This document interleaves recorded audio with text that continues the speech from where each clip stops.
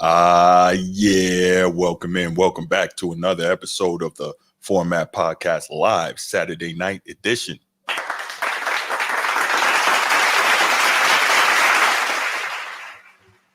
Yes. Me and my main man, the Transformer, we're going to get it popping tonight, and we got some, almost an exclusively NBA show tonight, but we will finish off with a Dallas Cowboys topic so we can get some NFL love here because, hell, we're still right in the middle of football season. So before we do all that, Transformer, what's good, man? How you doing, brother? I'm maintaining. How's your day? Oh, man, my day is filled with a whole lot of military stuff. It is our 4-day drill weekend, so had a long military day. Yeah. It is. Okay. Absolutely. That's so right. I came home, had enough time to at least take my clothes off, you know what I mean? Put some new clothes on and then sit down. And before I knew it, it's podcast time, baby. Why you couldn't say, man, I came home, I changed out my uniform? You out here talking about I came home, got to take my clothes off. Man, you think we want to hear that, man? I said came home. I ain't say come to your house and take my clothes off. I'm just saying, man, you could have worded that better, man. We live in the pause life now, so you could have worded. Guess what? Hey, man, I'm in my home, okay?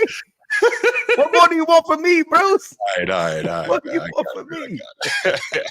Stang, man, what's good, man? Good to see you. How you doing, bro? You doing all right? Man, I'm maintaining, man. I think we got another good show lined up for the people, man. So you know how we get down. Probably want to give it a couple more minutes, see who else pops up in the chat. G's not going to be here with us tonight. He's obviously as well attending to his military duties. So respect due to both of y'all for that. My time is over. I got 3.5 years, man. I'm catching up. I'm trying to catch up. I hear that. But yeah, the reserve thing wasn't for me, man. Was not for me. But active duty was good. But yeah, so we definitely got some interesting stuff going on in the world of sports, man. The NBA is kind of, what are we getting into the second week of the NBA here, right? Third week. Okay. Yep. Yeah. Third week. Not bad. So the NBA is doing this the most has been played 6 games so far. That's right. 7 games by a team. Yeah. Yeah. It's hard though, man, to it's hard to really get into the NBA right now with the way things are. And again, we're right in the middle of college football, we're in the middle of the NFL, so it's hard to really devote that attention to the NBA unless basketball is your number one thing. But yeah, we're going to show some love today though. Yeah, I agree. Basketball's always been like that for me. In that sense of that you got 82 games, right? Mm-hmm. You know what I mean? Things don't really pick up until after the Christmas. Honestly, if you want to look at it like that, you got the Thanksgiving game, you got the Christmas game. Then once Christmas kind of rolls around, at that point, the NBA can pick up a little bit more because now everybody's gunning for higher seeds and stuff like that. Then the All-Star break comes in like a month after that, and then that's when it really gets hot and heavy. But after that, high school football is over, college football is wrapping up, Super Bowl is in February, and then at that point, that's when the NBA gets its true spotlight. So yeah, no doubt. Similar to baseball, man. Baseball, what do you got? 160 games a year? Yeah, but it's over, so we don't even have to talk about that anymore. Yeah, man. Go Dodgers, by the way, man. Go LA Dodgers. They won their 8th championship, World Series. Let me say it like that, World Series. You know what? Nah, respect due to. Okay, I'm like, what you really ask for? Is that like I said, the Lakers won that? I'm not a baseball guy, but I wanted the Yankees to win though. So respect due to the Dodgers though. No, I was pulling for the Dodgers. I've been pulling for the Dodgers for years. Okay, all right. So, but yeah, so let's go ahead and we're going to get started in a minute here. But before we do, y'all know what time it is. If you're here on YouTube and you haven't already, please make sure you go ahead, click that like, that subscribe, that notification bell. Make sure you're kept up to date whenever we drop new content on the channel. If you want the audio-only version of the podcast, open up your audio podcast platform, hit the search bar, type in The Format Podcast, and we should come right up. If you're enjoying the content, make sure you give us that like, that 5-star review, and drop a comment. All that stuff helps us rise in the algorithm, helps us find more sports fans, helps more sports fans find us. And finally, make sure you write it down, put it in your phone, set an alarm, do whatever you got to do to remember. Saturday nights at 7 p.m. we are live here on the Format Podcast, and we'll give you the opportunity to call in, talk to us, get at me. I love it. I can't wait. All right. So yeah. So we were saying, yeah. So baseball is over now. Obviously, the L.A. Los Angeles Dodgers. That's what they say. The Dodgers. They yeah, yeah. I think that's how it's like pronounced in Spanish because the Dodgers is an odd sound for them. So like a lot of people in Cali, they say the Dodgers. You haven't been hearing that like on all the sports shows and whatnot? Mm-mm. Yeah, man.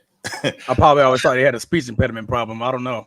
Nah, I never heard it like that. I think that's what happens when like naturally like D's and what do you G's call go them? together. Yeah, the Spanish speaking people when they're Yeah. saying it in English, it ends up sounding that way. But anyway, yeah. So shouts to them, and now we will move on because we don't have to talk about baseball anymore. All right, y'all. But before we get started on these main topics, which I think are going to be pretty interesting, some of them are going to go quick, some of them will last a little longer, And but before we get to that, I did have a quick hit I wanted to bring up, and that was I don't know if anybody saw this Penn State Ohio State game today, right? Penn State was ranked number 3 in the country. What was Ohio State 4th, I believe? Don't get me to lying to you, brother. Okay. See if you could pull that up real Fourth. quick. 4th, Third right? and fourth. Third play, Third and fourth. Yeah. Okay, right. So Penn State is year in, year out during the season, they're one of the better college football teams. Got a lot of talent. James Franklin recruits well, etc. But here's the problem. When it comes to the big games, James Franklin just can't get it done. And I've been waiting and I've been waiting and I've been waiting. Plain and simple, it's now my time to say this. James Franklin got to go. Penn State needs to hire this guy. Now he got to go. No, he got to go. No, and I've always been kind of leery on that, but I haven't said it publicly before. Like for the last couple of years, I've been kind of feeling that, but I haven't said it publicly. But now I'm going to go ahead and say it because it's bad. And the reason I say that it's bad is because what is he in his as head coach of Ohio State versus top 5 teams? James Franklin's record is now 1-14.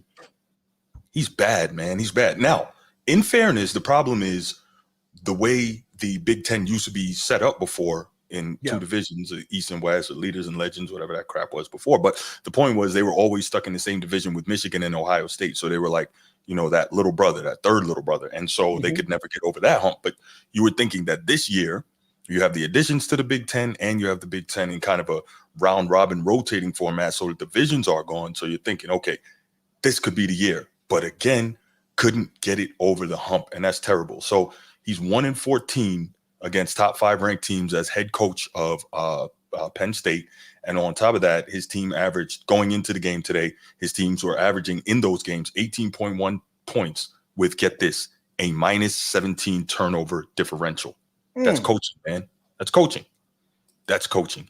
You can never get over the top, plain and simple. Steve Suave, what's good, my brother? What's good, man? Good to see you. Good to see you. Hey, I mean, yeah, when I said this before, we had a segment.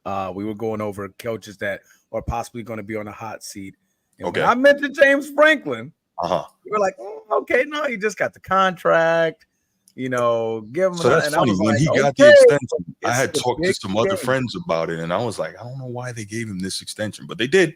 Yeah, so they gave him the extension. But I said it before the season started. I'm gonna go back and try to find that clip. But I was like, James Franklin should be on there because on the hot seat. Big games that matter. Yeah, I think I remember that. Matter. It's the big games, and I feel like James Franklin. It's all rainbows and beautiful flowers throughout the regular season, and then when it comes to them big games, that's right. James Franklin and Penn State they fold every single time. So. Like I said, I didn't, leave that name out of the hat of, what somebody, I mean, who could be in the hot seat at that point. But no, I agree, man. If you can't, 1-14 is awful. Awful. I mean, top 5. I mean, which is crazy because he's got a record of 95-40 at Penn State, which is good. 70.5%. That's really good, right? Good. Yeah. Really good record when it comes to your point, to the big games. It doesn't happen now. 1-14 against top 5 teams. Where is it? Against top 10 teams, 3-18 in his career as a head coach. Now, terrible. He's 1-10 now against Ohio State as head coach of Penn State. So that's just not going to get it done. He recruits well. He wins all the games he's supposed to win, but when it comes to it, they can't get the job done. And it's tough, man. It really is. But at some point, hey, you gotta make the change. I don't know if you remember. This is probably about 10 years ago. 10 years ago? Yeah, right before Kirby Smart got to Georgia. You remember Mark Richt? He was the head coach of Georgia. I think he was he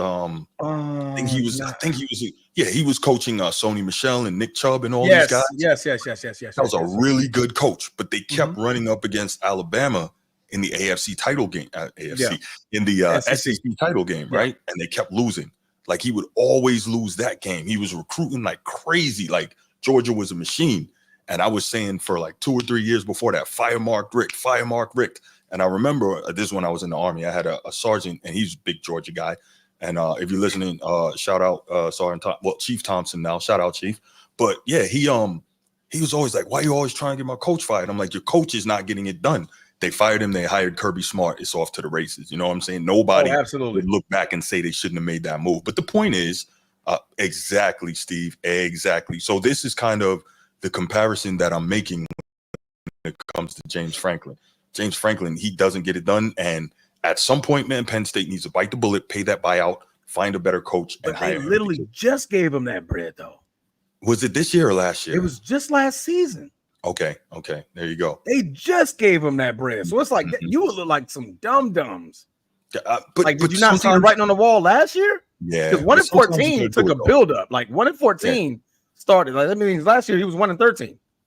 So you paid him last year, gave him that much bread just to turn around and good open route. Oh God. Yeah, it's tough, man. What is it? My bad. I'm sorry. No, you're good. You're good. James Franklin as coach of Penn State, his record against ranked teams is 13-27. There's no excuse for that. That's bad, dude. Thank you. You're not even 500 at least. Like, you're under 25%. There you go. So, I mean, there's again, it's a function of there's no excuse for having that level of talent. It comes down to coaching. You're not getting it done. Also, he's not getting the explosive play, dynamic quarterbacks, and whoever he's hiring for OC, that guy's not great. This man is just a terrible spot. Man. It really is. It's bad. Yeah, it's bad, Coach. I think you meant Big Deal, Willis. I mean, but like I said, he just got him, Jay. That's the thing. I mean, you just paid him that bread. Like, if he was if you'd gave him that bread 2 years ago, okay, all right, you made a mistake, right? But like 1 year, you really look like a dum-dum. Like, I just gave him all this bread. Now all this dough. I'm finna now bite the bullet for 60-70 million. Even though these schools got it, they got it, right? They got it. Yeah. But it's like, hey man, we like dummies, bro. We really just gave them a whole deal just last season. You know what? Why are we talking about it? Because Tyler's not here to do his job, by the way. No, Tyler's here.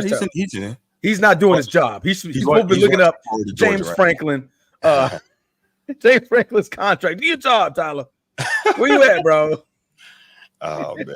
All love, Tyler. I know he's watching that game like I am. Last year he got that extension though. Yeah, as a matter of fact, I'm trying to find it now. Matter of fact, I'm about to. He carries a $2 million buyout. I'm saying $1 million contract details. How much? South Carolina. That's what I want to see. It's a new 10-year deal. Okay, maybe it was a couple of years ago. I thought so. Okay, 2021. Into the end zone. Okay, so that's 3 years ago. Yeah, 3 years. Okay, I don't know why I felt like that was just last season. Who just got paid last year? Dan Lanning got an extension at Oregon. They extended him because his name got brought up in the Alabama coaching search thing when Saban stepped away. So don't confuse me. They extended him. Steve, you are 100% right. You're 100% right. There they go. They went right back down. Okay. Because like we're all like kind of like tuned into the same thing. My quick hit was this freaking Georgia-Florida game. Okay. Just put it Georgia just scored, by the way. They're back up 26, getting ready to kick an extra point. Back to 20 on Florida. It has been a great game. 4-2, baby. Yes, sir, Laker Nation. I see you. AD looking good. Bruce, how he look? He looked good, man. He dominated. Yeah. Look good. You know what's so funny about that, Laker or not, right? I don't think I ever told you that I was a big AD fan prior to him making the move to the I Lakers. think you mentioned it. Yeah, I was a Matter of big fact, AD. I think last week I want to say you mentioned it. Okay, Like there that. you go. Yeah. Prior to him Right. making my bad. Okay. No, just I think you. Hello. Yeah, no, I was a big AD fan. I remember like when they did that survey and they were saying that the anonymous survey and all these execs and whatnot were saying that Karl Anthony Towns would be the NBA player they would most likely start a franchise with. I was like, what? And then I remember how AD took that personal and he would destroy Karl Anthony Towns every time they played. Yeah. He's like, how you the best big man in the league? You're not even the best big man from Kentucky. You know what I'm saying? When they went back and they did that, because I understood a lot of their perspective was like, it's the injury history that we don't like.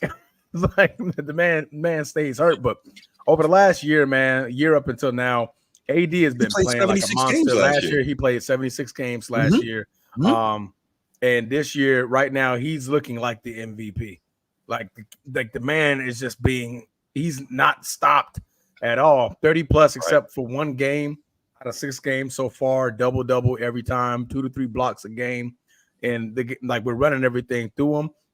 And shout out to Austin Reeves, looking phenomenal. In that I say he's at the 3 spot now. Him and Rui Hachimura, they're both like battling to be that third guy, but it's a good and healthy battle that. Rui gets off. He's in the post a lot. He's really grinding out a lot of his points up in the paint. And, Austin Reeves is just comfortable. That kid is comfortable right now. Florida just threw a pick. That's game. My bad. Wait, my TV just went to something else. What happened? Nah, I don't know. What are you looking at right now? I just looked over and saw Florida threw a pick with about 3.5 minutes, 3:47 left. I looked away and didn't see none of that. Oh, there's a flag on the play though. It might. You must be ahead of me.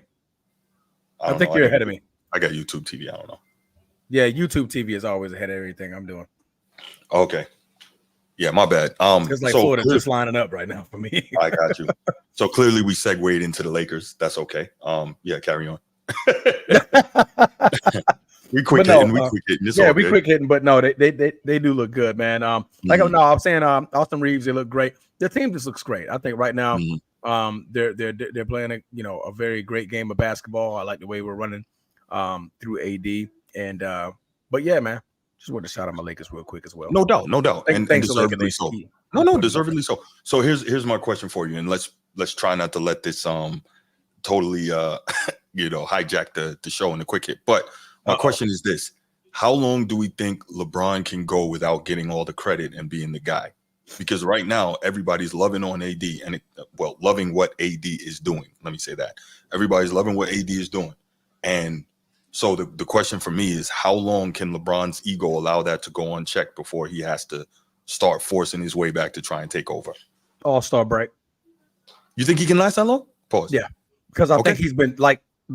LeBron's been voicing that for a while. He voiced it 2 years ago. He wanted AD to take over, right? And I think that Jordan, Jesus Christ, LeBron James has a lot at stake here, right? His credibility is one of them. One, you're saying AD should take over. How does that look, right? Your second piece of credibility is the coach, right? The coach is there because of you.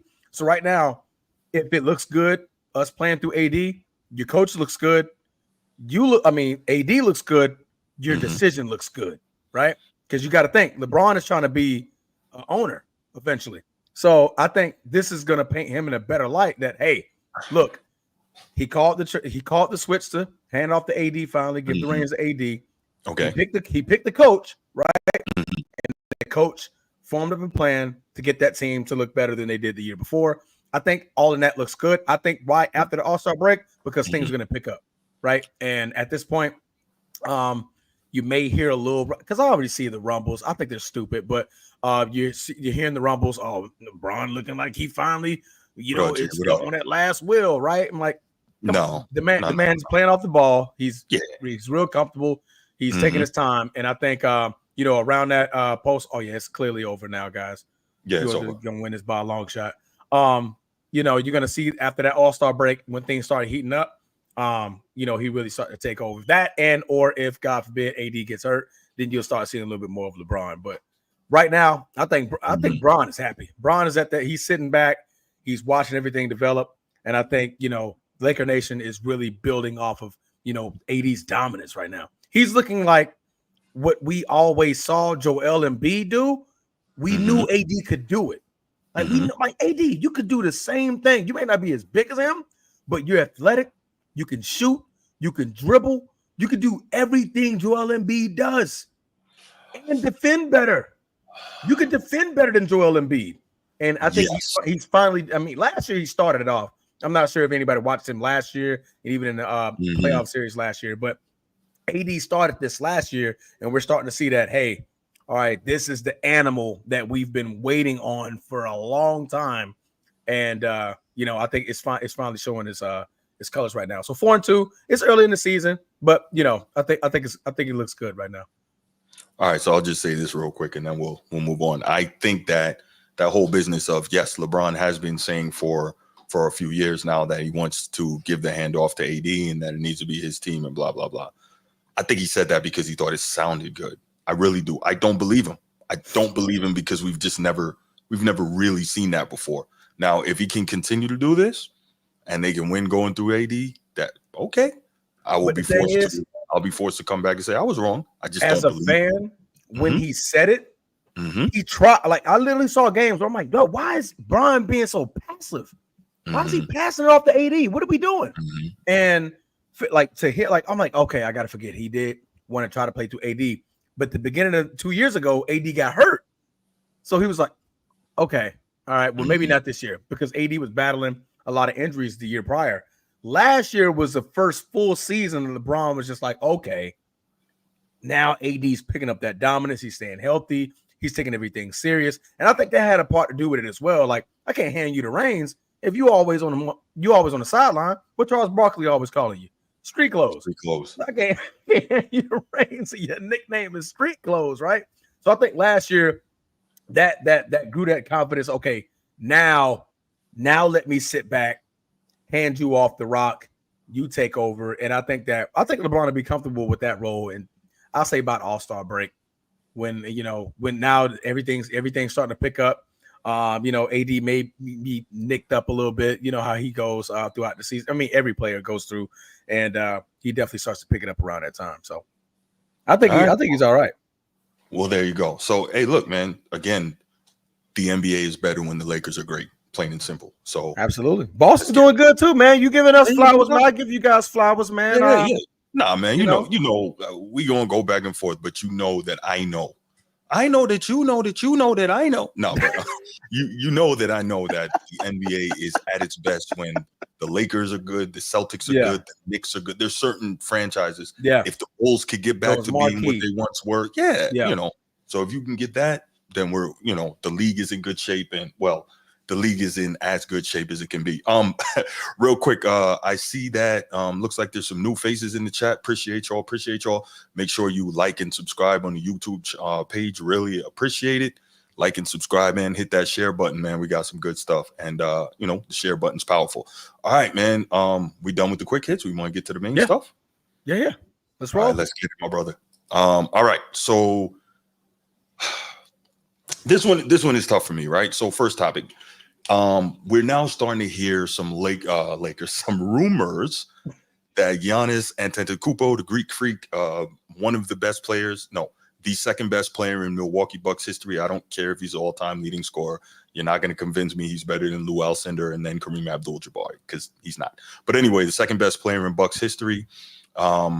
There are rumors that if things don't go well, he could possibly request a trade. That part of that is related to comments that he made. Part of those are some comments made from anonymous executives in the Eastern Conference, in the NBA period. And let me tell you why this was kind of a thing for me, why this is frustrating for me, right? He's gonna get the same energy like LeBron did with coaches getting fired. Okay, so let's talk about that, Edward. So boom. Good point, Edward. So here's the deal, right? I've been a fan of Giannis. I've been a fan of Giannis for a long time. Fan of Giannis. I like that. Yeah, good. That's good. Keep it going. Fantasy of Well, Giannis. I've been a fan of Giannis for a long time, and part of it is for a couple of reasons, right? One, no one thought that Giannis would become the player that he's become. So to me, I love the fact that he came over here super humble. I mean, I guess he had nothing else to be but humble, right? Because he wasn't good at the time. Absolutely. But, you know, super humble, super grateful.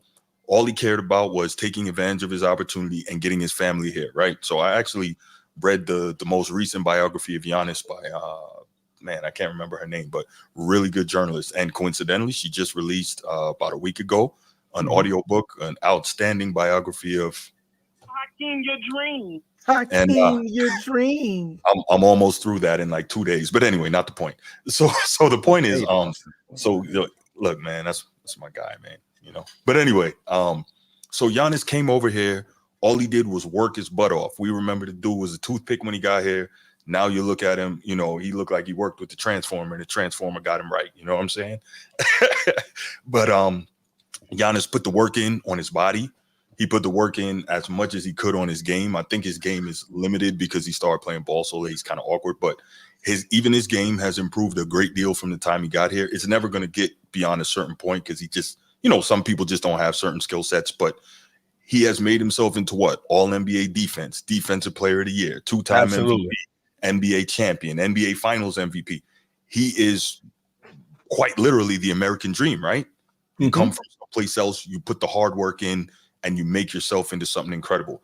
And now I think he's made over $300 million in his NBA career. So he's done it all. Now, all that made me a fan of his, the work, the humility, the right attitude. But that's changing for me now. I'm much less a fan because it seems like he's been corrupted by the NBA, right? By the American player mindset, by the entitledness, by the quote unquote player empowerment, which I prefer to call player empowerment.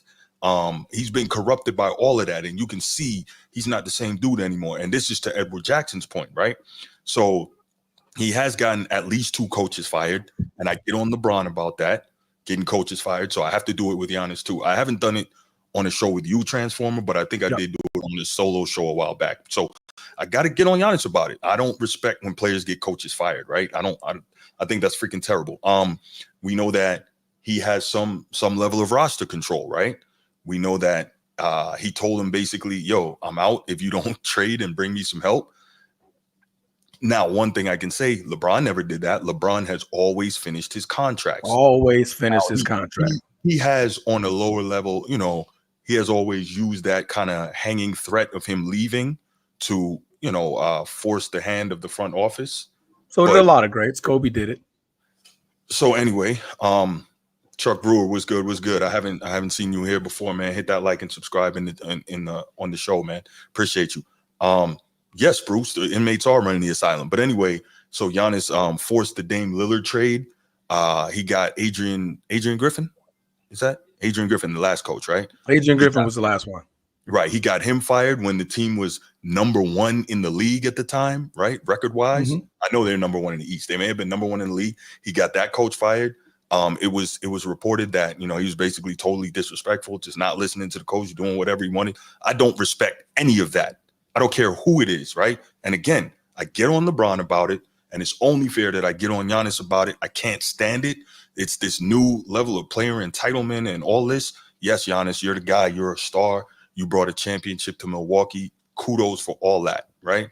But it's not good. So I'm hating all this. So now the rumor is that if the team doesn't have success, that he would be possibly willing to ask for a trade. And he's even got a short list of destinations, among them Brooklyn Nets, Miami Heat, and there's some others. But Budenholzer, that's what it was.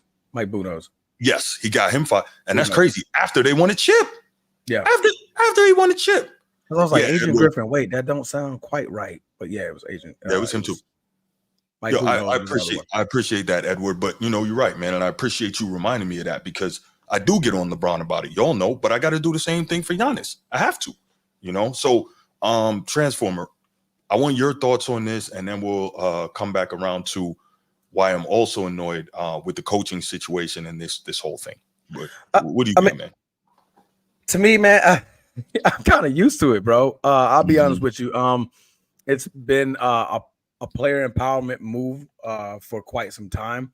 I've seen it with my favorite player of all time, and that's Kobe Bean Bryant. Okay. Yet, I think at the time he was forcing his hand to go to Chicago to end up becoming a Bull, and he was like, "Hey, go give me some help," because at this point it's been 4 years since the removal of Shaq and the trade to Miami.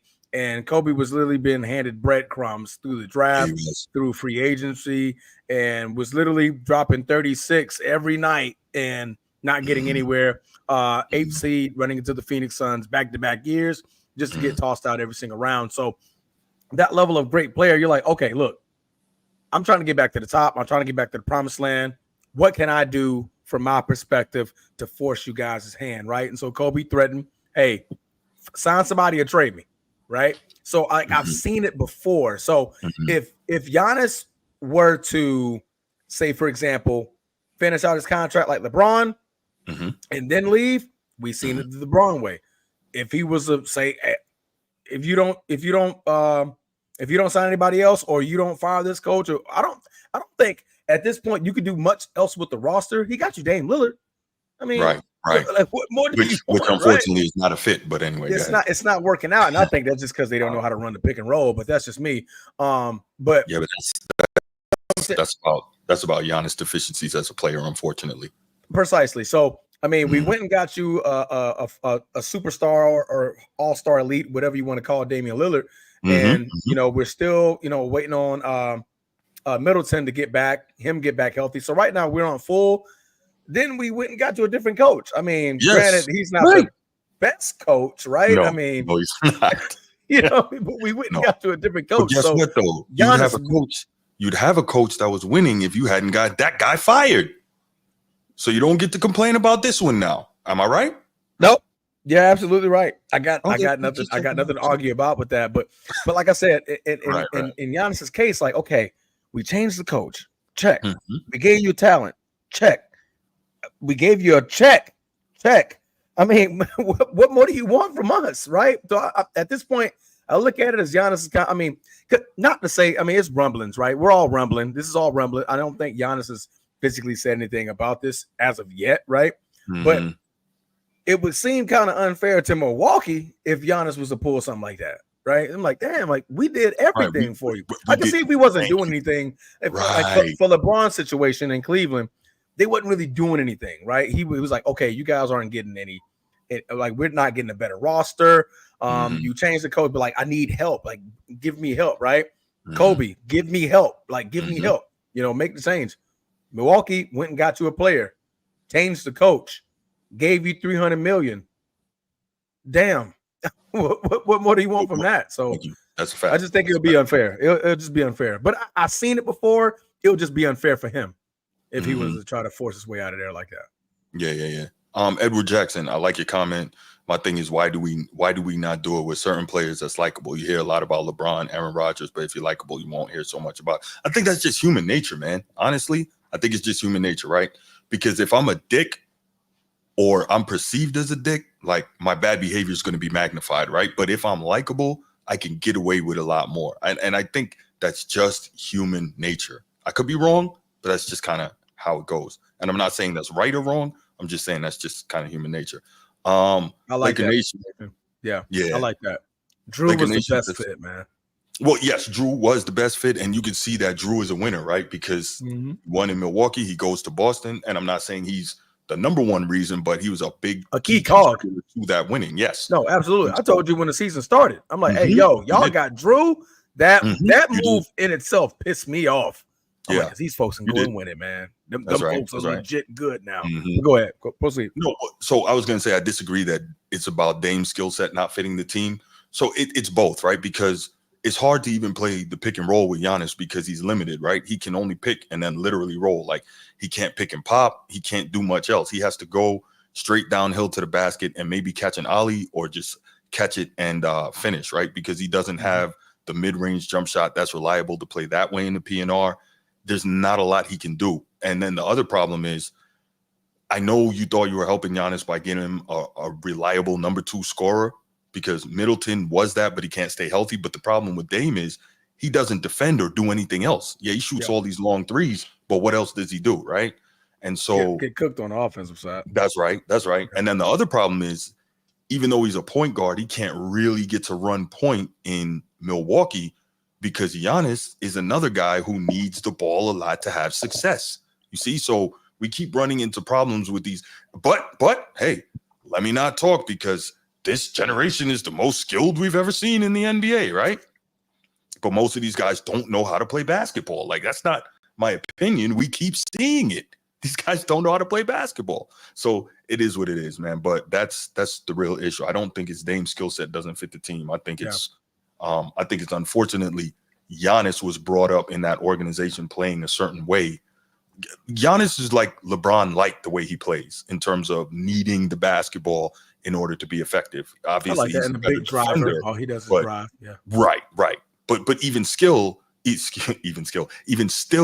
LeBron has a better offensive toolkit than Giannis. And if somebody can say that about you, that's a bad thing. But and LeBron eventually learned how to shoot. Like he got much better shooting basketball. Not even from three, like even from mid range, 25 feet. Now you look at him play now, he pulling up post moves, pull up fadeaway jumpers, and they're cashing. So he's a bit like he developed them. And I don't think like it's tough. Like for Giannis's build. Like even by the way his body's structured, it just looks difficult for him to get that amount of talent from being a shooter. So that's why that's funny because was it last week when you were talking about muscle bound guys really having difficulty shooting? I remember you said that. But again, it's the structure of their body. So like length and I get it times muscle mass. Like if you're brought up a certain way or like you're so. You like the way you carry your shoulders. He's had big, broad shoulders. It's a little difficult from like you pulling up like from Steph range. Like Steph has a fluid type shot, right? But Giannis, his arms are so long. Look how he cradles the ball when he shoots. His elbows are out. Like if he pulls it down here, he can literally that can like alter like the way he's standing and his posture is what I want to say. But it's a science to it. I mean, I'm not going to get into it, but. I get it. The only reason I push back against that is because like David Robinson had pretty much the identical build to a Giannis, and he was a very good mid-range shooter, like almost all the way out to three. Charles Oakley was a big, bulky guy, muscular, was able to shoot the mid-range. Anthony Mason. But I think they grew up shooting though. I think it's different when you can grow up shooting, right? Like for AD, for example, right? AD can shoot because he grew up shooting. You know what I mean? Guys like he was a guard. Remember, he grew up as a guard. Precisely, right? So Giannis and LeBron, they didn't grow up shooting the basketball. They were just prided off their dunking talent, athleticism, and stuff like that. So if you try to learn so late, your body's already developed in a certain way. Like unlike Lonzo Ball, his shot was here, but he was always a shooter. Right. He always shot the ball, so it wasn't much for him to relearn his mechanics. But when you're built a certain way and you never was a shooter to begin with, it's a little bit more difficult. Yeah, it's a lot tougher to do that. Touche. Nah, you're right. But yeah, so I'm so frustrated with this whole thing because again, I'm like, you can't I guess you can, and the NBA is going to allow it. But my thing is, at this point, like if I'm Milwaukee, if I should decide to trade him, it's not going to be to one of your quote unquote preferred destinations. Oh no, not at this point. For my organization, right? That's my job as a front office. It's not my job to appease you, right? Yes, we appreciate you brought us a ring, but you didn't do it alone, and we paid you to do that. You did what you were compensated to do, right? Correct. So let's keep that 100 there. So, but yeah, I'm super frustrated with the fact that you got the last coach fired, and now you have the nerve to not be happy with the fact that Doc Rivers isn't getting it done. Well, the grass always looks greener, doesn't it, Giannis? But now you found out it's not. You know what I'm saying? They're supposed to understand how hard it is, man, until like you try to do it yourself, man. It's not easy trying to play GM and being a player at the same time. Thank you. Right. It's not easy. Yeah. I mean, it is what it is. But you got anything else before we open up these phone lines? I'm sure we have some people who might want to have something to say about this. Oh man, my bad. But here's my pitch. Giannis, man, if you want to get traded, come to LA. I'm playing. I'm just messing with you. No, we got AD, brother. I was about to say, I can't see that, man. Let me listen. If they freaking announce blockbuster trade, Giannis to the Lakers. First of all, I wouldn't even believe it. You won't see me show up on the show for like 2 weeks. I'll be like, man, y'all run that. Like, no, that's not it. Run Bron, that. AD, and Giannis. Okay, nah. You don't think LeBron would love that?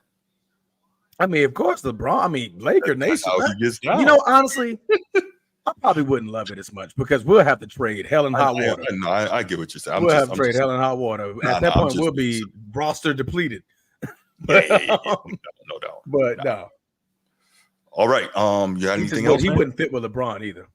No, because if we was to trade for anybody that has superstar status right now, it would be Steph Curry. That would be the only reasonable trade that he would make because Steph and Bron fit. They fit well together. And Giannis is he's just in the way. He'll just be in the way. So I would be disgusted with both of them if that was ever to happen. I know that's not the topic, but real quick, I would be disgusted with LeBron because, come on, man, you have to play with every top player in the league. And 2, I would be disgusted with Steph that you would leave your team, which you were an integral building block of, to go play with this guy, knowing what he was about and knowing that's your chief rival in your era and your time in the NBA. Stop it. That would disgust me. But anyway. Don't be hating. Is that really hating? You know who not gonna be pissed off? Who? Us. No. I get that. No. And what I mean? But it provides content. Somehow Steph got traded to the Celtics. No. See, look at that. No. No. But at the same time, in all seriousness, being who I am, I don't need that, man. I like competition. I do. Yeah. So, that's me. We need more. Yeah. Edward Jackson. He did throw it out there. That, as a matter of fact, it was more than once. Yeah. He's during the Olympics, times. After the Olympics, prior to the Olympics. Yeah. He's talked about it a few times. Really? More Durant content? Come on, Steve. Come on, man. Hey, but Phoenix Suns are looking good, Steve. 4-1. They look good. And they still won't win anything. But we're 1-1 against them right now. We beat them the first game, and we played them again 2 games later. And they won a little nail biter against us. We'll get worse because he would have played with 2 of the top. Great point. Yeah. He's right. Because Durant, wait a minute. No, but how many of the top players of his generation would LeBron have played with? Right? But no, it's the how, right? Okay. So LeBron was still the alpha male at all times on every team. We got on Steph because he let another alpha come in his house and steal all the reins. Okay. Kevin Durant got the MVPs, right? Got back-to-back MVPs. We remember Kevin Durant shooting over LeBron James. We do. We didn't mention it. Nobody mentions anything about Steph Curry when it comes to them Golden State series versus LeBron. So real quick, and you're 100% right, but real quick, I'll say that's wild because Steph averages 28 points per game for his career in the NBA Finals. But correct. I get you. And he was dropping buckets, but the KD outshined him. KD outshined him every single time. Okay, real quick interruption. Tyler, thanks for that heads up. There you go. Wow, that's big. Wow. And you know what? You know what's funny, Tyler? You know what's funny, Tyler? I said last year, you can go back and check this. Check my shows with Ryan Langford on college football. I said that shout out Ryan. I said coming into this season that if Colorado just made some of the improvements on the defensive and offensive lines, they could compete for the Big 12. I said that. Yeah. And so it looks like it's trust and believe, guys. We got a Colorado segment coming up because we ain't gonna let Colorado just steam on. They're 6-2. Them boys is balling out there. Yeah, they're balling. So normally the reason why I don't talk college football on this show, guys, is because I actually do a college football show. Every week? Normally Tuesday, Wednesday. Yeah, Tuesday. And we have a guy that Transformer and I both know, Ryan Langford, and you can check on this channel. But he's a 4-year wide receiver for the Fighting Illini, and then he was with the Colts for a year, and then he played in Canada for 6 years. So he's our college football analyst, and I talk with him every week about college football and what's going on there. So you can check that out if you're looking for college football content. However, we know that Colorado is becoming a bigger and bigger story. So as that happens, we will have some content on that. So yeah, I got you. Nah, Steve, it's not anti-Durant slander. But if we are real, and there is context to everything, but at the end of the day, hasn't won pre-Steph, hasn't won post-Steph. Just saying. Steph won pre-him, Steph won post-him. Now, was he a big component in how the Warriors dynasty was able to survive? Because it probably would have ended if he never went there. Yes. Oh, absolutely. But, I think LeBron's legacy changes if Durant doesn't go there. Now you're talking about a rematch. Yeah. But guess what, though? You know why I'm not mad at that? LeBron made it that way. Like I said, LeBron created MySpace and KD took it to Facebook. LeBron made it that way. Because if LeBron doesn't make the move that he made, if he doesn't make that move, taking his talents to South Beach, KD would not have felt it was cool to go join up with the Warriors. That's it. Yo, what did you just say? Just saying, man. LeBron created MySpace, KD created Facebook. Yo, that's level, man. What an analogy, bro. But I'm not mad at it. He did he took it to the mad extreme. Like MySpace, if y'all guys know, I mean, some of you guys may be younger, but I think most of us are at least in our 30s, right? We remember MySpace, right? MySpace was the stuff for like 2 to 3 years. When Facebook hit, it took it off the moon. And so if you think about LeBron's move to Miami, you're like, oh man, that's big. But KD going to Golden State, you're like, God dang, bro, that's through the roof. That's a great analogy, bro. I like that. I like that. That's a bar. Yeah, I like that, Steve. Yeah. But I'm gonna go ahead and open up these phone lines. We ready? Yeah. Let's roll. All right. So I'm gonna put it in the chat 904-219. I typed 6284. My apologies. It's 8264. 8264. My bad. Yes. 904-219-8264. And it's also scrolling on the bottom of your screen. Damn, I can't type for anything today. 904-219-8264. It's scrolling on the bottom of the screen, y'all. It's literally scrolling right now. On the bottom of the screen, and people still asking the chat what the number is.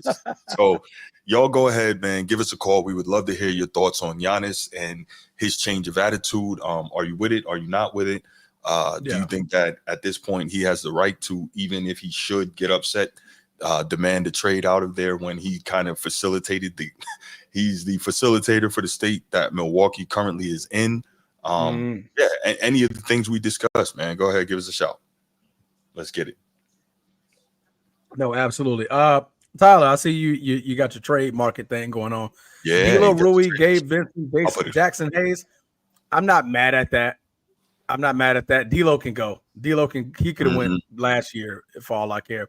I do like how Jackson Hayes is picking it up. I think he's really been showcasing a lot of growth in his game. Rui would hurt me to my soul to lose Rui, because Rui is one hell of a player. You don't hear him complain. I mean, granted, English is his second language, but you don't hear him complain. And the kid goes out there and balls. Gabe Vincent spent a lot of last year on IR. I mean, not IR. I'm thinking NFL on the sideline. Due to injury a lot. Now he has yet to pick it up to what he was doing in Miami.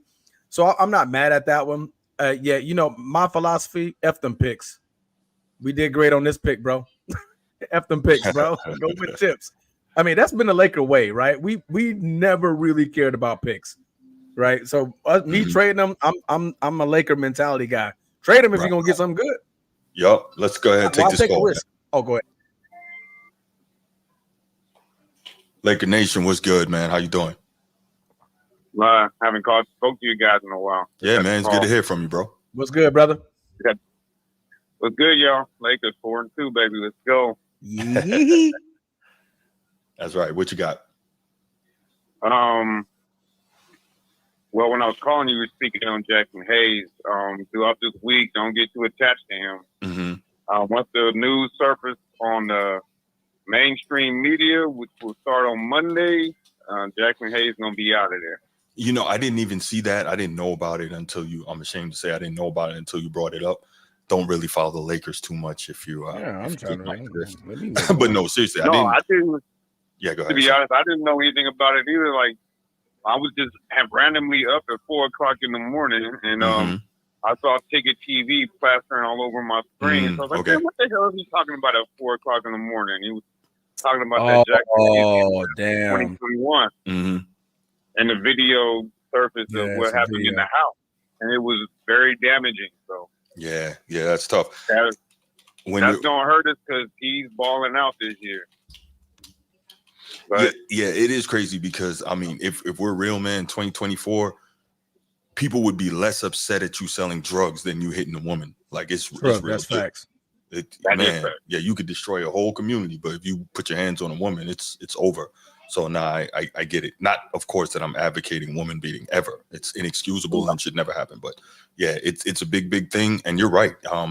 He's probably going to get a massive suspension from the league, whatever their equivalent to the commissioner's exempt list is, and then you'll have to find out if his career is even going to continue. So, man, who knows?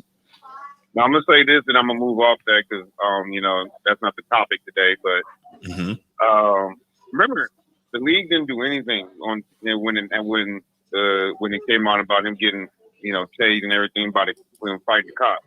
Mm-hmm. The league backtracked. So they're going to have to make an example because of what they did to what's the name from that's in Brooklyn now. Oh yeah. Is it Jared Allen? No, not Jared Allen. No, Miles. Miles Bridges.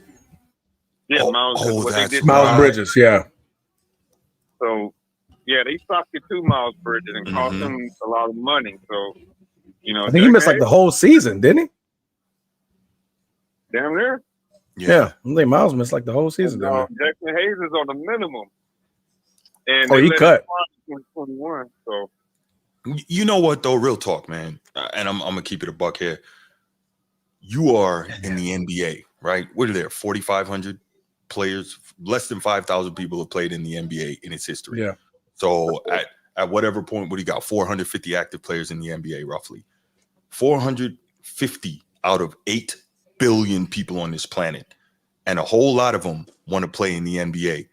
If you do something stupid like that, hey man, you get what you get. I don't have a lot. But I don't think at this point, I don't think he was in the league. I think that was his rookie season.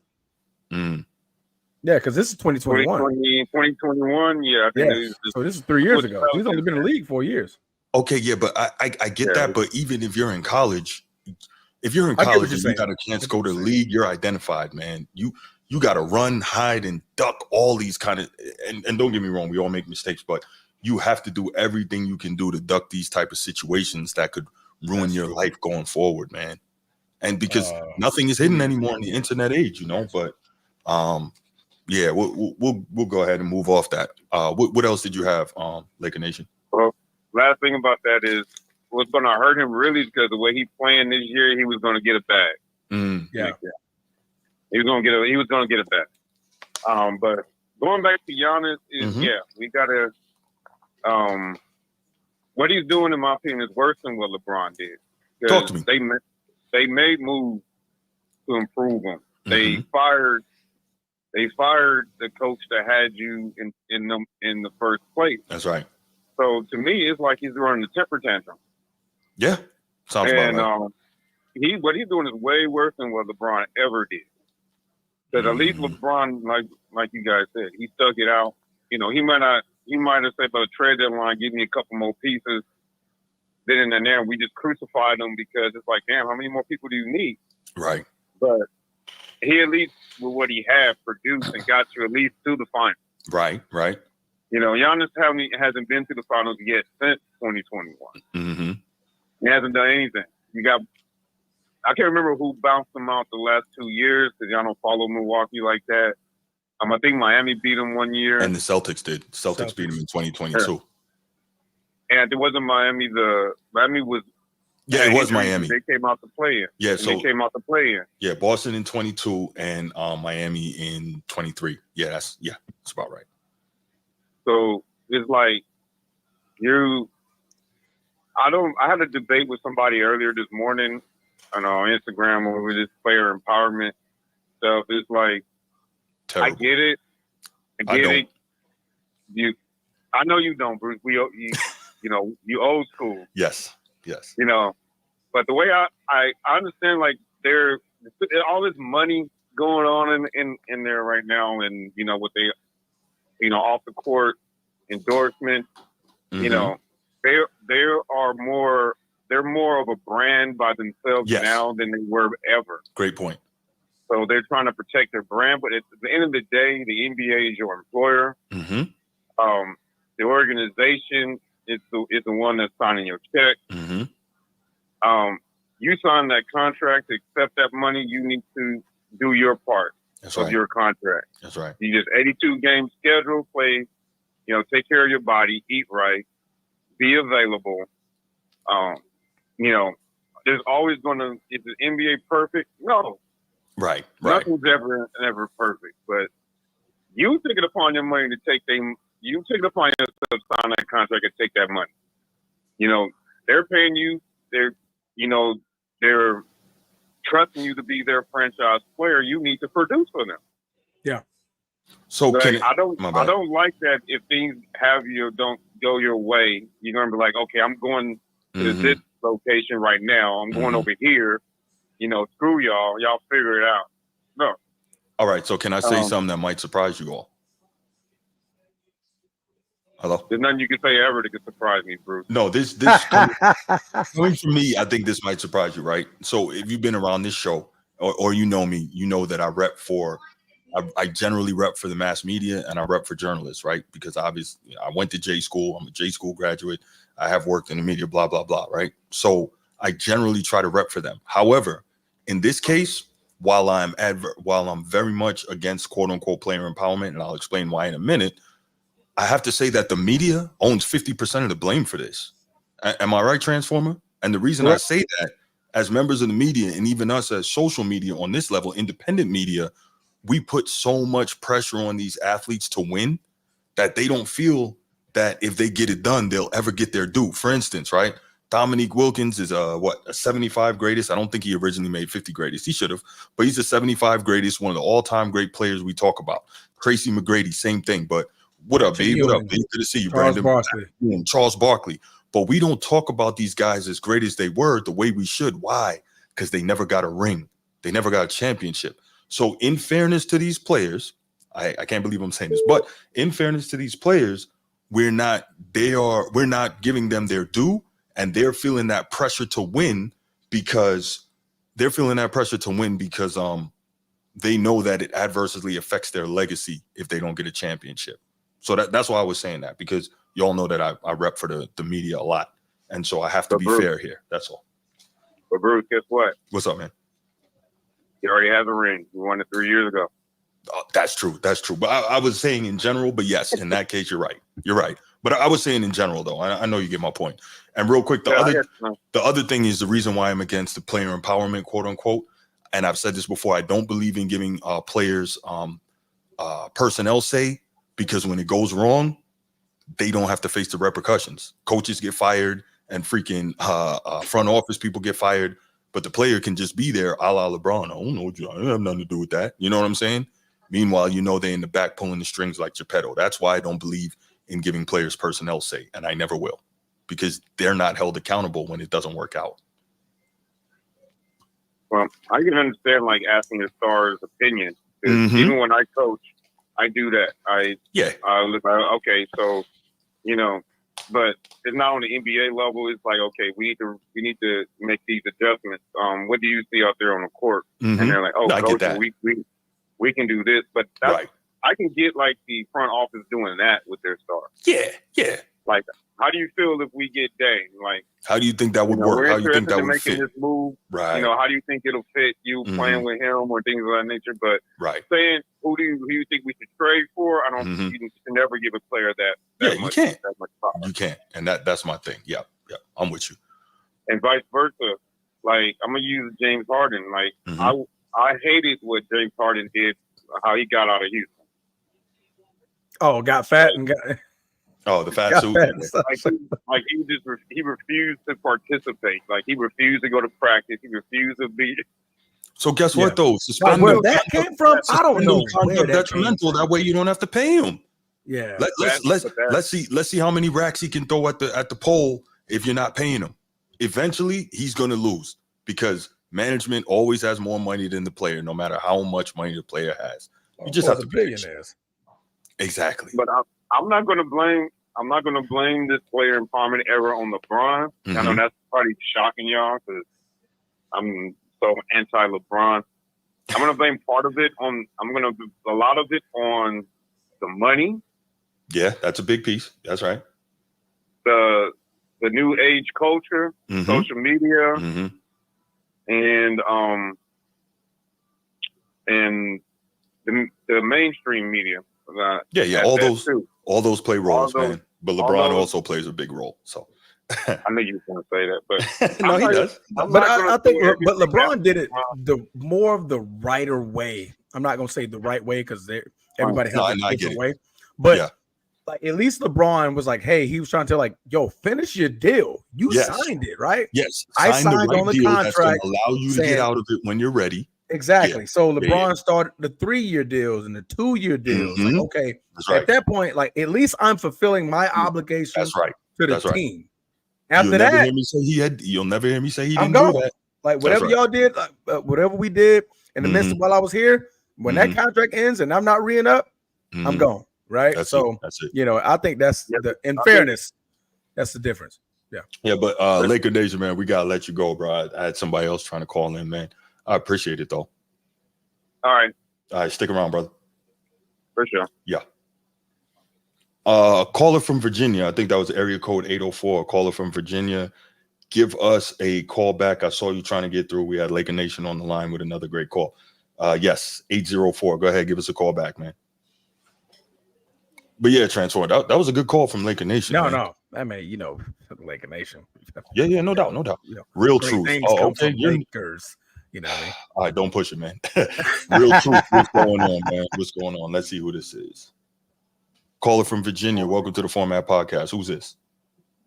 Yeah, what's up? Thank you for having me. Hello, who's this? What's going on? Yeah, can you hear me? Yeah, you sounded a little muffled. Try it again. My fault. Am I better? Can you hear me now? Yeah, I can hear you. Let's see what we got. Yeah, what's your name, man? Perfect. My name's Ant. Ant? A-N-T? Yes. All right, what's up, man? What you got? Yeah, more so. I think. Forgive me. I think the title more so was speaking about Joel Embiid and possibly even Giannis, but I'm more so going to delve in Joel Embiid. You know, the comments you made about the certain things that he had to sacrifice for Philly, his team. You know, the many injuries. You know, it's somewhat true, but I'm just more so just kind of disgruntled of more so like how he's not going out there and truly playing. Because all right, hold on, Ant. Hold on. Let me interrupt you real quick. The third topic, the modern NBA era, we're going to get to that. So hold this call. Make sure you call back for that topic. All right. We're going to get. You're ahead of us right now. Yes, you're ahead of us. Yeah, but trust me. We're about to dive into exactly what you're talking about. Yes, sir. We're going there. Trust me. Oh, my bad. I thought that was the other caller that he was talking about. Nah. We'll get to that. If you see the lineup on the left side of the screen, that's the third topic, the modern NBA. So we're getting there. Don't worry about it. We got you. Okay. All right. But save that conversation and call back when we open up the phone lines then. All right. Perfect. All right, brother. Thank you for the call, man. He's about to take away all our ammunition. He sure was. We ain't even talking about that yet, man. Hold on, brother. Hold on. Yeah. Wait 1 minute. Real truth, yeah. We definitely gonna get to that, man. We're definitely getting there. Is real truth, Ant? I don't know. Else? Okay. I don't know. I'm not sure. But it just so happens that real truth is talking about Embiid, so I don't know. Listen, see we got 24 in the chat. Appreciate all y'all. Good turnout tonight. Make sure that you click that like and subscribe on the channel. Appreciate it. Ooh, A&M's in trouble. Come on, A&M. I think it's early though. Had a feeling this was a trap game. But remember, I think they were down big last week to LSU as well, and they came back and won. Anyway, no pause at all, Steve. But A&M has shown that they've shown they can make the adjustments, and hopefully they'll come back and win this game. So, all right, cool. So thank you for those calls, and let's go ahead and move to the next topic. LeBron stays winning. This will really be a short one. It's just I wanted to bring it up because I'm like, man, I tell you what, like as I've said, man, LeBron somehow he can't lose, and I don't know how it is that he always manages. He can't lose. And the funny thing is, right? The funny thing is, he can't lose, but yet this is the same dude that's always complaining. They wanted me to fail from the time I came in. So real quick, right? You heard him say that, right? They wanted him to fail from the beginning. You heard him say that? He say that? No. Yeah, he said that. I wanted to say that. I want to say he said that. Miami did win the first game with Bronny, and he said that another time, right? He said that they wanted him to fail from the beginning. He said nobody wanted to see me succeed. That's what he said. It's not that serious. What's good? Good to see you, bro. Yeah. So yes, Miami came back and won. They were down. I thought they was gonna take that L to Duke, but they blew them out in the fourth quarter. Yeah. But don't worry about it. Dabo and Clemson coming for y'all, Brandon. But anyway, back to basketball. So LeBron, I think it was after that opening game with Bronny, one of the things he said was that, nobody wanted to see me succeed. I'm like, okay. But at the same time, and see, this is where LeBron gets on my damn nerves, because if you watch that Starting Five show on Netflix, he also was on there, and he said from the time he came into the league, he was the face of the NBA. So... But like, who was he meaning? They? So the NBA made you the face. I think two things can be true on that one. No, not in this case. If everybody wanted to see you fail or not succeed, how could you be made the face of the league? Which coincidentally, he was not the face of the league when he walked into the NBA. See, this dude. I get what you're saying, but he was the talk of the NBA. Yes, when he made it to the NBA, he was the most talked about thing. So but in that case, you're a face. Not but a face. Nah, it took some time for him to become the. Yeah. Because think about it, I think he didn't really become the face until after Kobe won his last championship. I think that's when he became the undisputed face. Oh, undisputed face. Yeah. Like the main guy. Like the. Yeah. You think of the NBA, you think of him. And that had to be, in my estimation, like post Kobe at his absolute peak. You know what I'm saying? But I think as far as the levelness with Kobe, I would say that started back in 07, 08, to be honest with you.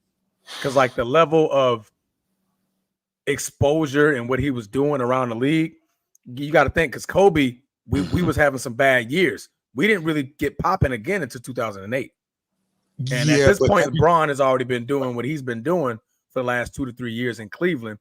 The games against the Pistons, the games against the Celtics and stuff like that, and his exposure as a player. So he became, and that's why you saw the Kobe and Bron puppet commercials. It was like the two faces of the league. We have them right here, like the puppet commercials. So I think that's why Dwight Howard got pissed off. You heard him talk about that, right? Oh yeah. He said it was like, hey, talk about me. Oh, they just look right past us. Okay, my man said, I wanted to dunk everything in those conference finals. I wanted to dunk everything. I wanted to send everything out at the rim. And I love it. Yeah. But I mean, Cleveland was a horrible matchup for Cleveland. Hey. I mean, anybody in in the Eastern Conference, Dwight was putting it through everybody. Right. Except Boston. Yeah. Well, no, because they beat Boston to get to the conference finals. They beat them in the conference semis.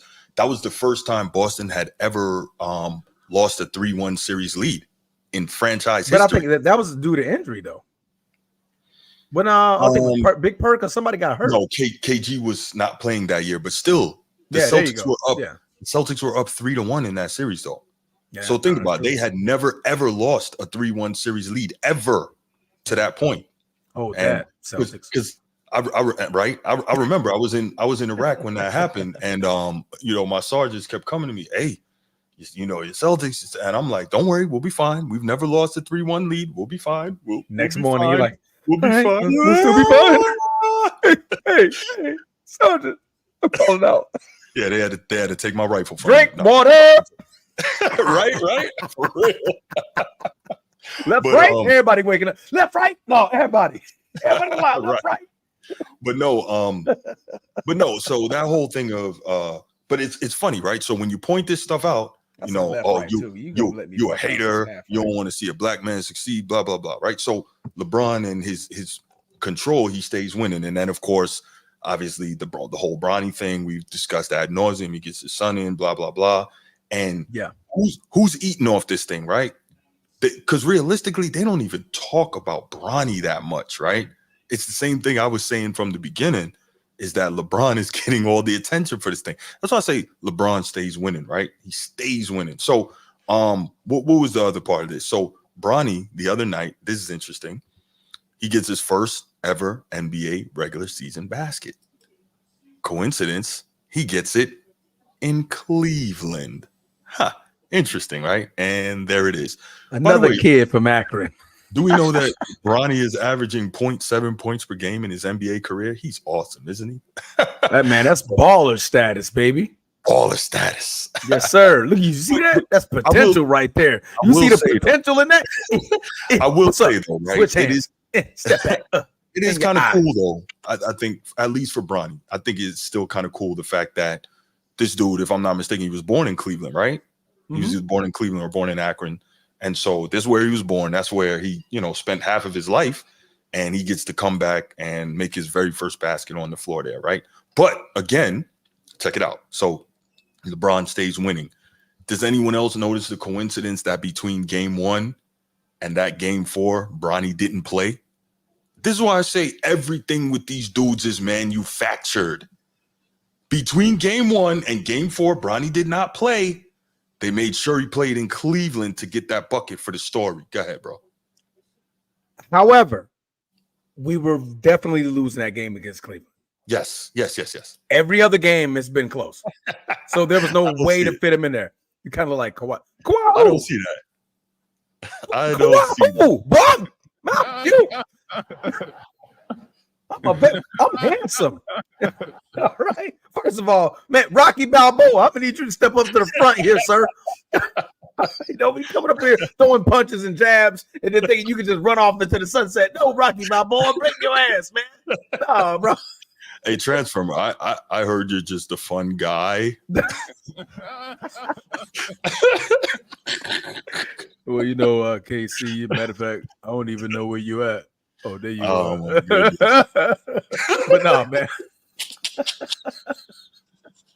I'm just a fun guy. No, maybe lose track of thought, but I forgot what I was saying. No, you were saying that Cleveland was winning big in that game. So the reason why, because honestly, I watched these Laker games. Every game has been close. It's been a nail biter. Cleveland, we was getting beat. I think it was over by halftime. Like we was down 20. We never really got it close. So that gave them opportunity. Now you could say that was manufactured, that we kind of gave up the game, but Cleveland is also 6-0. So, they're at least a good basketball team right now. But that was why we haven't seen, man, that man like that. I know he did this, but way more handsome than his ex. Wow.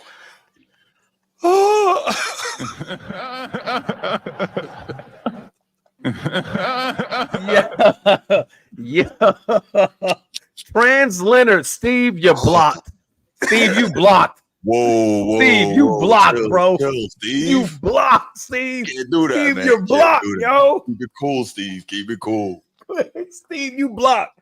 I am no longer defending your doo-doo Browns. All of them can go to hell. Nah, Steve is Steelers. Oh, is he Steelers? Steelers. That's why I messed you up, because both of them trash, okay? We beat the Steelers in 2010. Kiss my behind, all right? Trans Leonard, Kawhi former. Steve, you gonna be on my side, bro. Rocky Balboa came up in that space in our house, sat on our couch, ate a bag of chips, got some Kool-Aid. Mm-hmm. You know what, Brandon, you're 100% right. There is always an excuse for LeBron, man. And you know that, man. You and I, we've talked about this for years. You know what it is.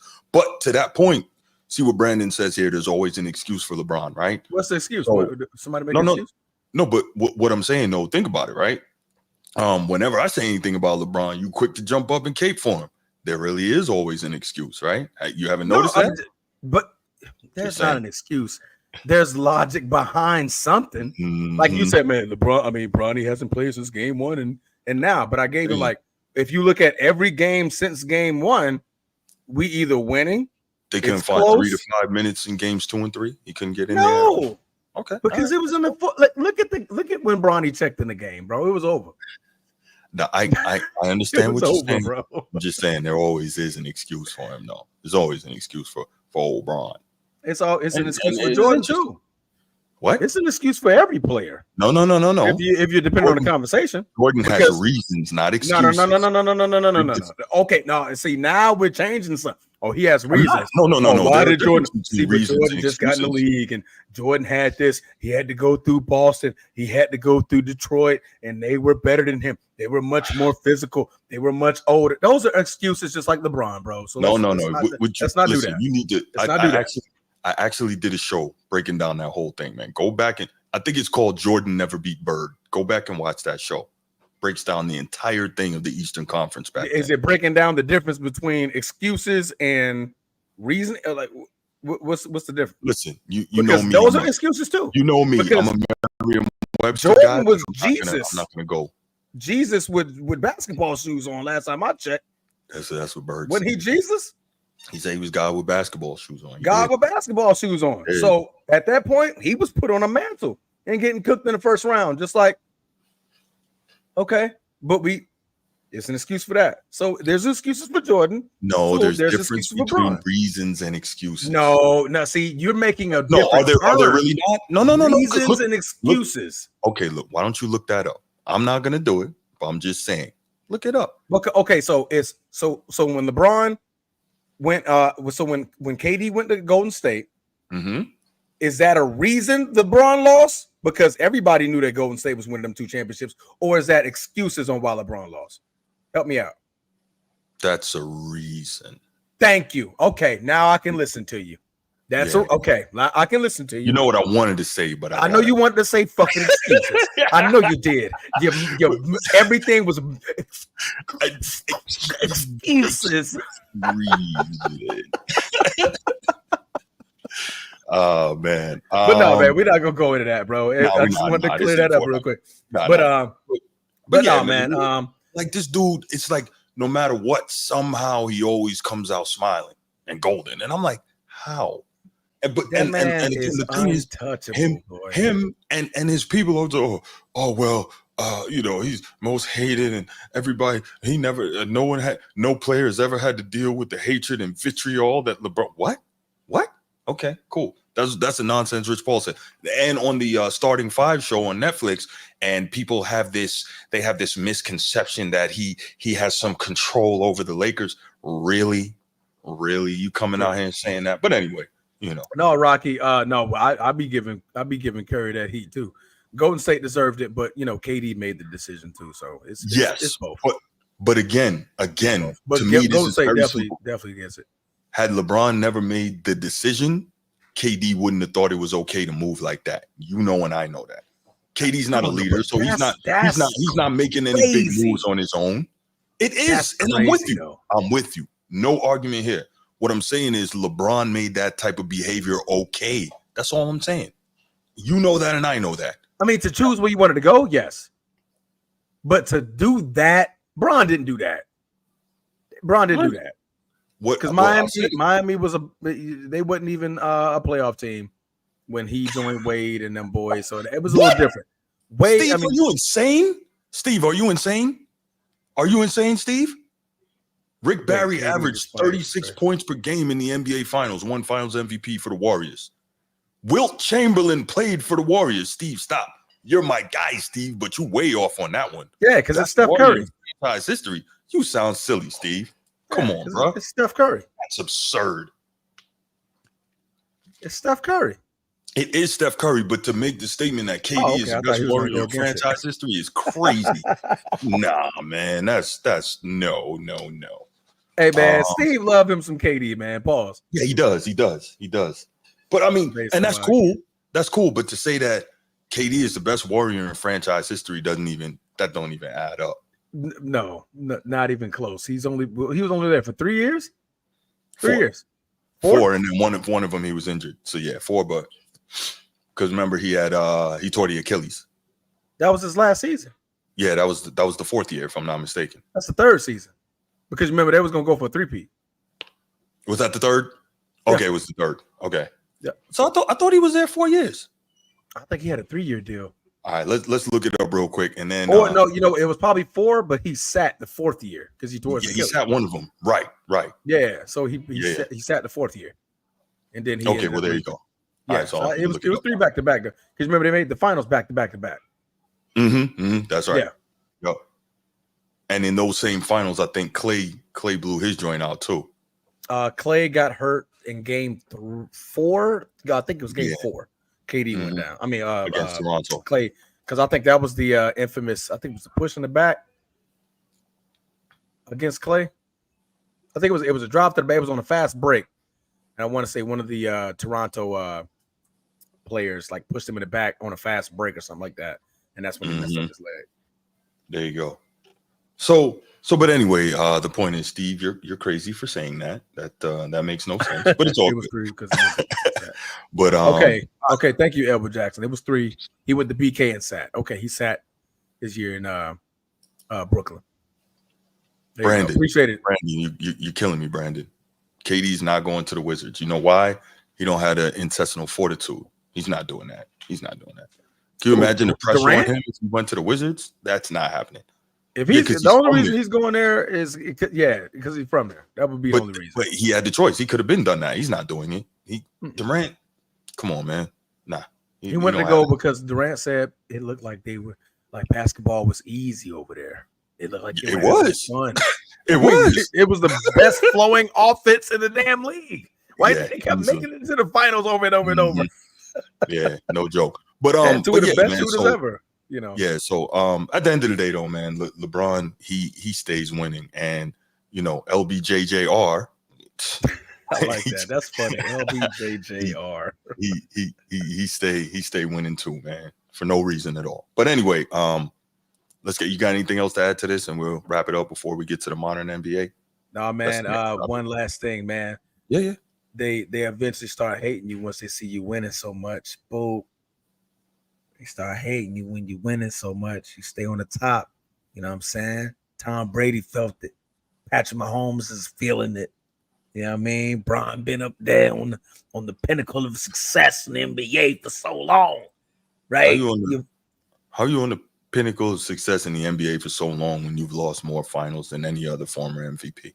I don't understand that. And you still couldn't name a bigger superstar in his time frame.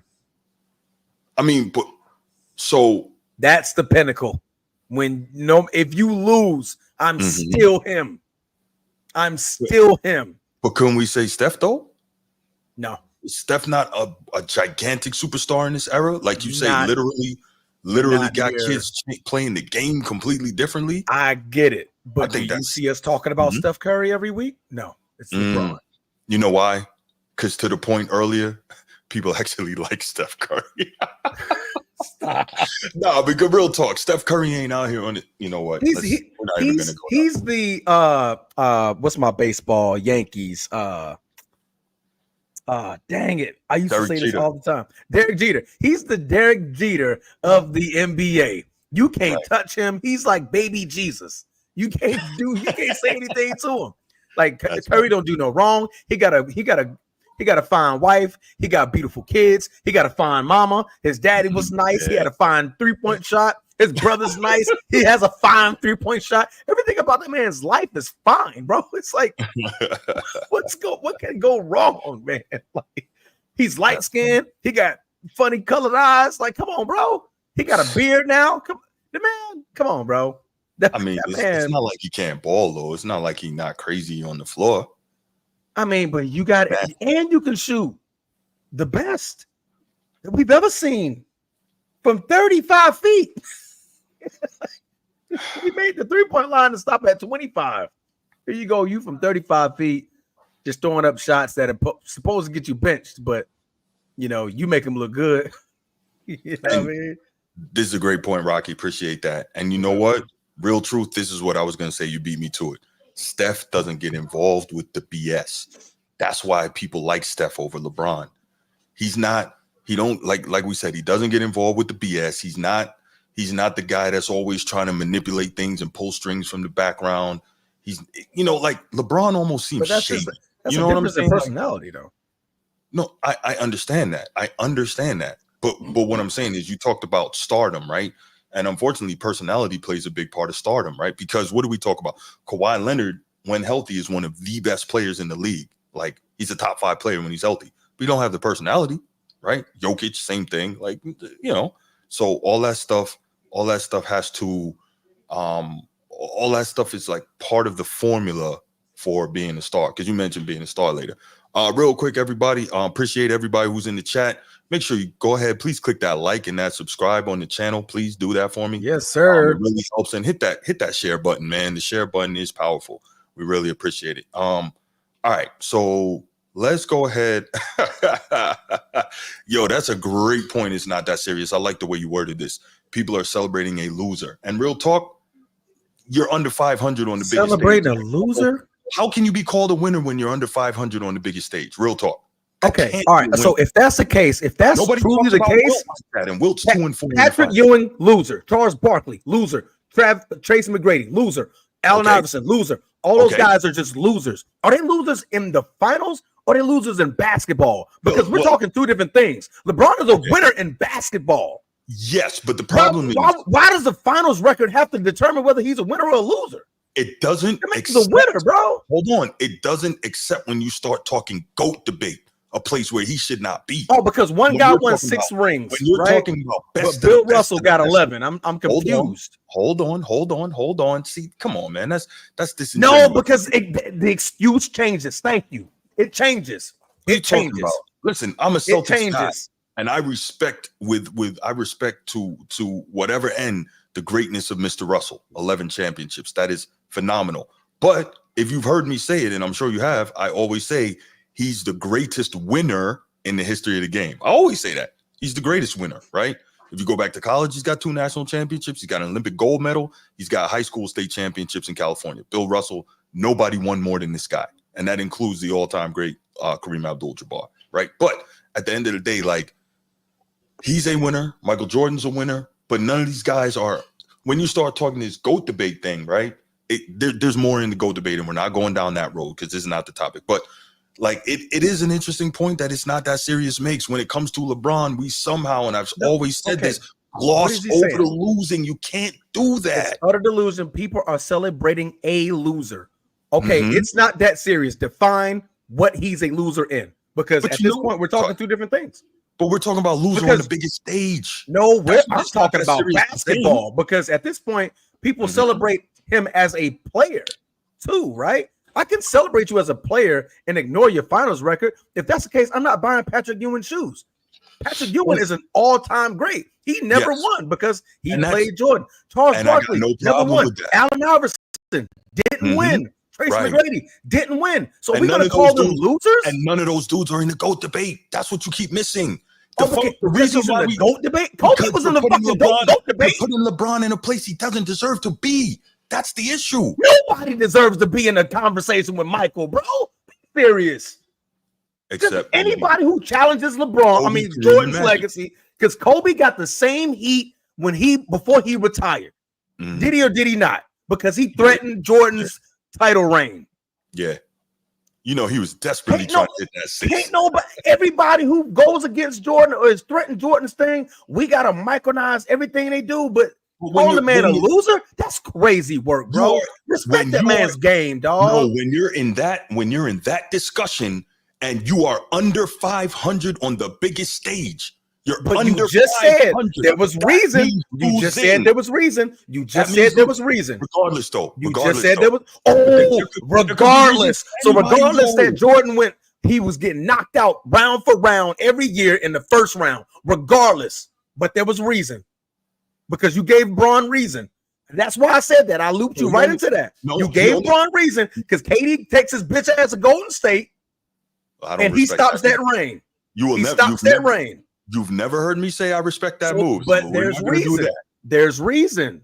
No, there's no reason. There's no reason for KD doing that. No. I'm talking for Braun. There's a reason why he lost. He wasn't going to win. He wasn't going to win though. So that's 2. At this point, we're 500. See how things change when you try to move pieces? Yeah. That's what I'm saying. Like, bro. No. I get that, but at the end of the day, though, we still have to acknowledge that the results are what the results are, and it's unfortunate because another thing I've said, when you go down the road and history is what it is, and you're gonna see the guys like you and me. Yeah, we're not. We're gonna move on. We're gonna wrap it up. Let him finish it up. When I'm gonna land this plane real quick. When guys like you and me and all these guys in the chat and, you know, all us guys are gone, nobody's going to remember the context of how this went down. But the numbers are going to be there. LeBron James is 4-6 in the finals. He's under 500. Wilt Chamberlain should be in that GOAT debate, but he's not because he's 2-4 in the finals. He lost too much. I mean, that's my thing. But yeah, we're not gonna let that high go. Thank you so much for bringing us back in. See, that's why we love you guys in the chat, man. Thank you for bringing us back in. So let's go ahead and open this up real quick. And oh man, we don't need to. No. Let's move on. The modern NBA. You sure? No, I'm positive because I feel like somebody's gonna call in and it's gonna drag. It's LeBron, bro. You know how these conversations get. Yeah. We're gonna skip over this one, guys, man. Okay, we're not gonna open up the phone line on this one, y'all. We're gonna go to the next topic. And I know shout out Laker Nation, man. I don't know if it was. He tried to land that plane quick. Yeah. I don't know if it was what's my man's name, Real Truth, whoever that was from Virginia that was calling in and wanted to talk about Embiid and all that stuff. We're about to get to that now. So let's go and move to the next topic. Laker Nation order. I got you, bro. No, we appreciate it. Appreciate it. Yeah, because you know how it can get, man. We be on the call for like an hour. Boy, look. We said that was supposed to be the shortest topic. Yeah, right. But it probably will be. Maybe not. I don't know. Yeah. All right, the modern NBA, right? So Laker Nation, when you called in earlier, you said, you know, I'm old school, right? So this is a topic that's near and dear to my heart, right? So I have a very difficult time reconciling the modern NBA. Like, I understand that it's more business focused than ever now, but I have my biggest difficulty in reconciling the modern NBA with what I know is that I keep getting told I'm just an old head hater and the players of today are so much better and so much more skilled and just better overall, and the NBA is better now than it ever has been. And I just refuse to believe that. Okay, so we'll get there. Two things can be true, Transformer. You're absolutely right. No, you're right. But I'm messing with you, G. Go ahead. I totally disagree with that, right? Because and we'll get to it, but one of the things that I always point to, and that this is very endemic to this particular discussion, I always say that today's players, they are supposed to be bigger, stronger, faster, more athletic. They have better nutrition. They have better sports science. They have better anatomical science. They have better sports medicine, all of this, right? But it seems like they're always injured. They always can't go. They're not as physically tough. And that's not just today's athletes. That's today's people on the whole. Like the example I always give is, I'm not as tough as my dad was, much like he wasn't as tough as his dad was, and so on, right?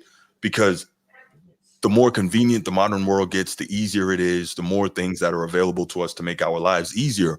We don't develop the requisite toughness, right? We don't have it mentally as much as our previous generations, nor physically. I get it, right? Okay, cool. Now that said, when it comes to this basketball thing, it's really tough, man, because like I said, people are always, you know, the league so much better, so much more skilled, this, that, and the third. And I'm like, that's not a good look, right?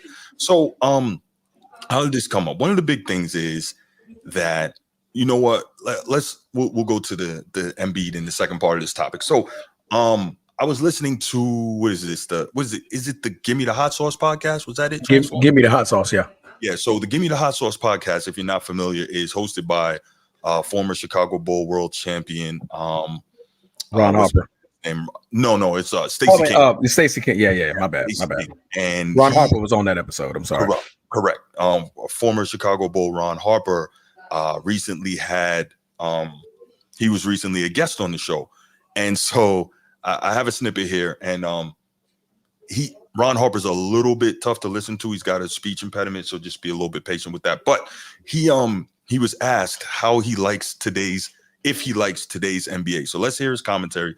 We'll come back and talk about that, and then we will go on to Joel Embiid, which is another part of this topic. But let's go to the first part of it. We were talking before we came on about the state of today's game. Most games turn into three-point shooting contests. Teams are shooting 40, 50 threes. Do you enjoy today's game, and what are your thoughts on the way the NBA has evolved? No, I don't enjoy today's game. I really tell people this, and they tell us that us old guys hate on what today ball game is. If you can really understand what the game is, if you take 100 shots and you shoot 63s and you make 20, That's a very low percentage.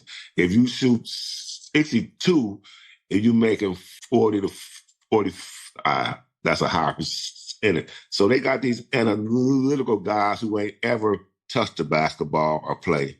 And you want to tell us how to run what the game that we do? Steph Curry didn't ruin what basketball is. Steph Curry and Klay Thomas can shoot the lights out the basketball. If every team had two of them guys, right, we can talk about this. Yeah. But when you shooting 32%, 28 from the three-point line, and you still out there jacking up threes, if I'm your coach, you're going to hear this sound. Yeah. yeah. Somebody coming out. Somebody coming Let out. me talk to you, buddy. Let me talk to you, buddy.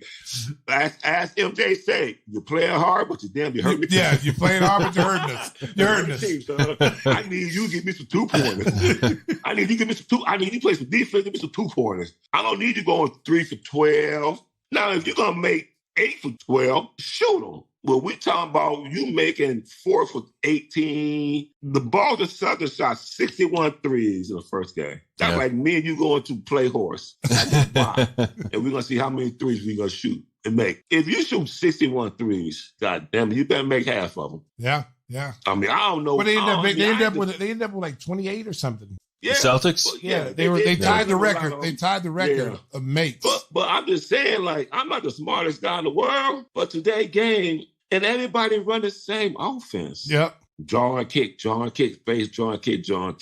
You get right in front of the rim. Yeah, you throw it to the 3-point line. Yeah. Yeah. Or a 3-on-1 break, run to the 3-point line. Oh, man. Hey, you got a 3-on-1 break and shoot a 3. You better go in the hole. Yeah. You're going to hear that.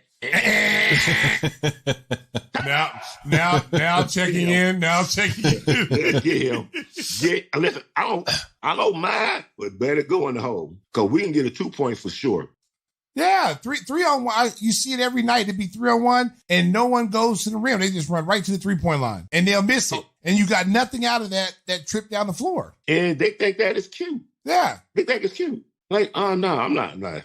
I don't know about you guys, but I take a 2-pointer all day. Me too. I take 2-pointer all day. But today's game, there's no inside. It's just all outside game. It's only if you could do it, you get 2 points that way. But it's no diversity in what the game's supposed to be like. I'm pretty sure James A. Smith is rolling over in his grave. Yeah. All right, Transformer, I'll let you start, man. What did you have to say about Ron Harper's commentary? My bad. Now I want to first and most importantly respect Ron Harper for the fact that he's still out there, doing these interviews, having these conversations. As you guys know, he did have a stuttering issue, and this is developed from childhood. So that shows confidence. So anybody in their family with stuttering issues, it's not a laughing matter. It's not nothing to be making jokes of. That shows surreal. He still shows surreal confidence and less fear about the flack that he'll get from having that speech impediment. People have their own psychological or problems or issues that they deal with. So big shout out to Ron Harper and the fact that he continues to have interviews despite the speech impediment. So first and most importantly. Secondly, the man was right on the money. Okay, Steph Curry and Klay Thompson are two anomalies of the NBA that just so happen to become teammates and shoot at a very, very high percentage. The NBA, for some odd reason, coaches, high school, college, well, not necessarily in college. They really don't do this in college, but high school, social media to the NBA developed this brand of 3-point shooting, right? Steph Curry made it popular to do so, but nobody is truly a Steph Curry, right? Steph Curry shot that way at a very, very high 3-point percentage. And then you got Luka Doncic. Look, as of today, I will give you this. I think Jason Tatum shot 1 for 8, 1 for 9 from 3. He was 1 for 7 for 3 in the first half, right? If you can't shoot it like Steph, then stop, right? And that's a coaching thing. I'm with you. As a coach, you can shut that all down. Look, you get 4 3 attempts. If you're 2 for 4, you can shoot another one. But if you're 1 for 4 or 0 for 4, stop shooting it, bro. Stop it. Let that be secondary. Develop a pump fake drive to the basket. Do something else, because right now 1 for 9 ain't gonna cut it. 1 for 9 almost got you beat by the Charlotte Hornets, and this is me talking about Boston, right? No, I get it. Because I get it. That's what something that popped up on my radar when I was looking at the third quarter comeback that the Hornets was trying to put. But it's a huge coaching issue, to the fact that the coaching needs to stop it. Fans are gonna celebrate it, right? We kind of want to see it, but we also just want to see basketball too. Mm-hmm. Everybody doesn't need to be going out here going 1 for 9. Derek White 4 for 13. Nobody wants to see that all day. Right. We don't want to see that all day. You know what I mean? But go ahead. My bad. If we're fair, right? The Celtics were the best 3-point shooting team in the league last year. I get it.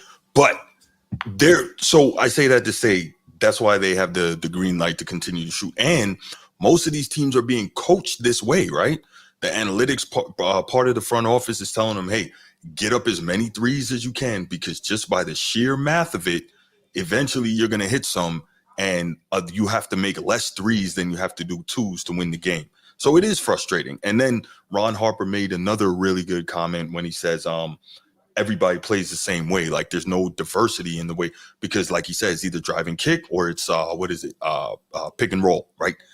Look how many offenses in the modern NBA start with a high screen and roll at the top. It's crazy. Or some variation of pick and roll on the wing. Like, everything is about pick and roll and hunting the quote unquote mismatch. Well, if all of these players are so much more skilled, which I absolutely do not believe, it's a lie, and I'll get to that in a second. If all of these players are so much more skilled, why do they always need to hunt a mismatch in the pick and roll? Why can't they take their guy and get a basket? It doesn't make sense, right? But they're so much more skilled, but they always need to look for a mismatch. That doesn't add up, right? And so let's real quick, let's talk about this whole more skilled business. I've said it time and time again. How much more? What? No, they got you started. That's the topic right there. But real talk, how are you more skilled? So what is it? In the mid 90s, the NBA, I think on average as a league, shot about 33% from 3-point land, right? And so, all right, cool. These guys weren't shooting threes nearly as much. The 3-point shooters were mostly guards and specialists, right? Okay, cool. So now the modern NBA averages about 35% as a league from 3-point. So all these extra 3-pointers they're shooting, all these extra threes they're shooting, and the percentage has not significantly increased. But what you're seeing, so you believe that today's players are more skilled.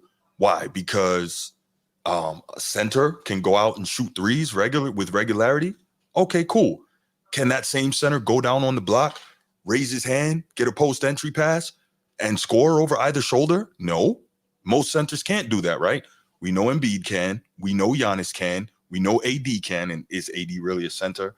I think he is, but he's also, he's a 4-5 type guy, right? Yeah. But the point is, he can play golf. Yes. Yeah. But we're talking offensively. Most of these quote unquote bigs have no idea what to do with that.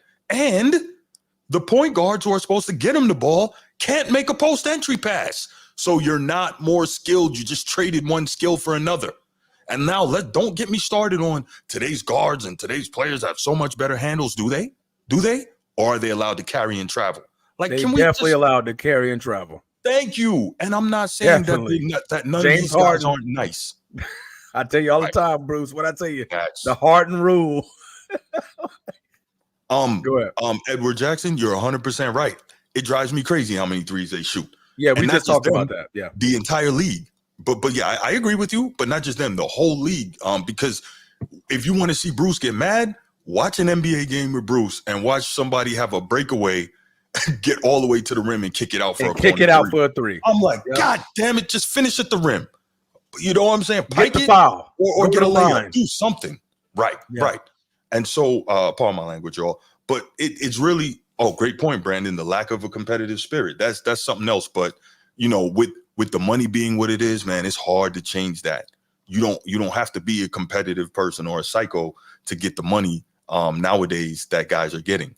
Even bums are making more than like I said, I was listening to my audiobook on your dream earlier. And shout out my main man, Bruce. But I was listening to the audiobook about him earlier.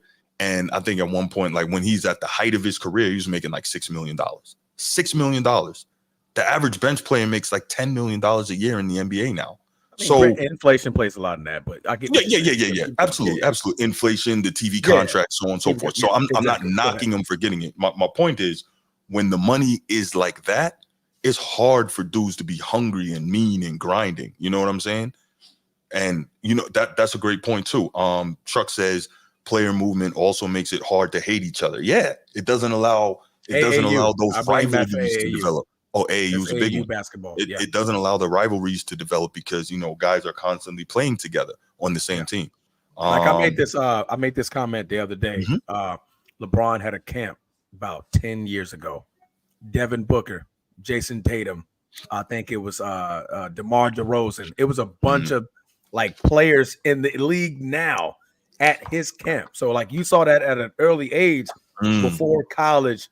In the midst of high school, these guys are already playing together, right? So it's like you can't really develop that Magic Johnson, Larry Bird type vibe because Magic played over there, Larry played over here. That's right. We met at the top, and who was the better player, right? We gonna find Magic or Bird. We're gonna find out. The NBA happened. Hey, guess what? We're gonna find out who's better: Magic Johnson, Magic Johnson's Lakers, Larry Bird's Celtics.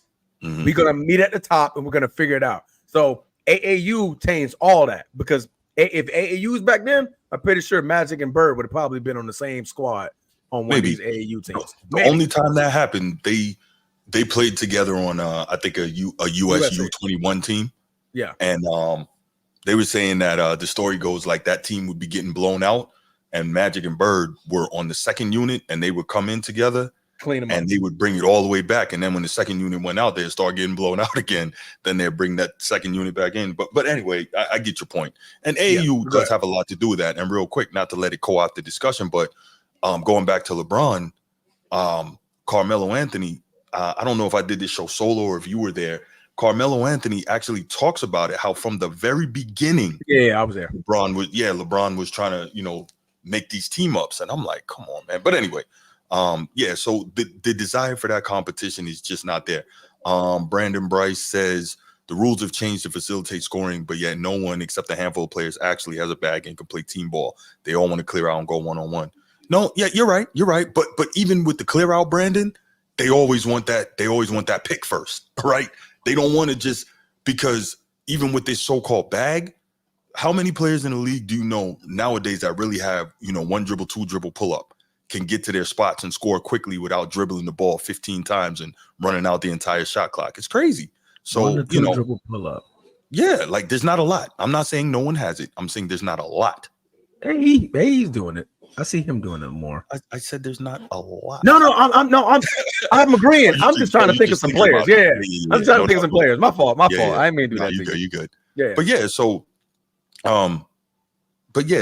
so it's just, I don't know, it's frustrating. So this whole more skilled and all that, man, I could talk about that all day and all night, but the more skilled thing is crazy.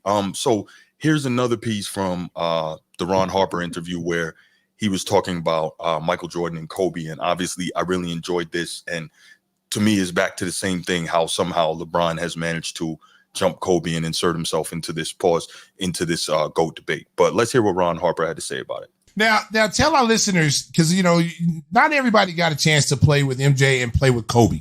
Tell a little bit about your experience playing with both those guys and how close actually are they and what separates the two?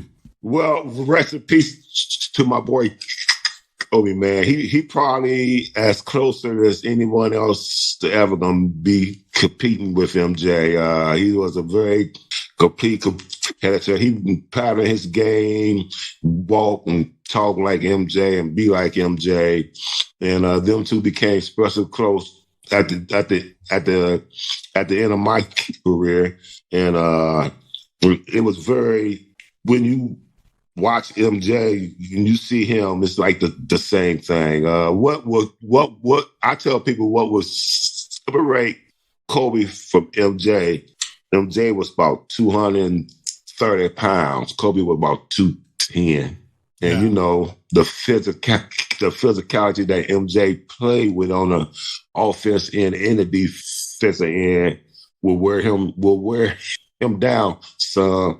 But as far as athletic wise, the same fadeaway, the jump shot, the mid range game, Kobe had all of that. It will compete until the end of the day, and love to play every day, all day, like MJ. Wow.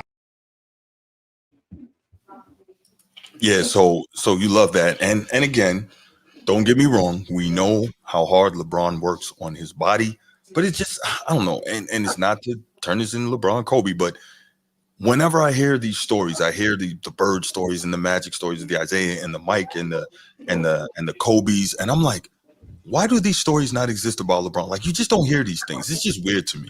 But no,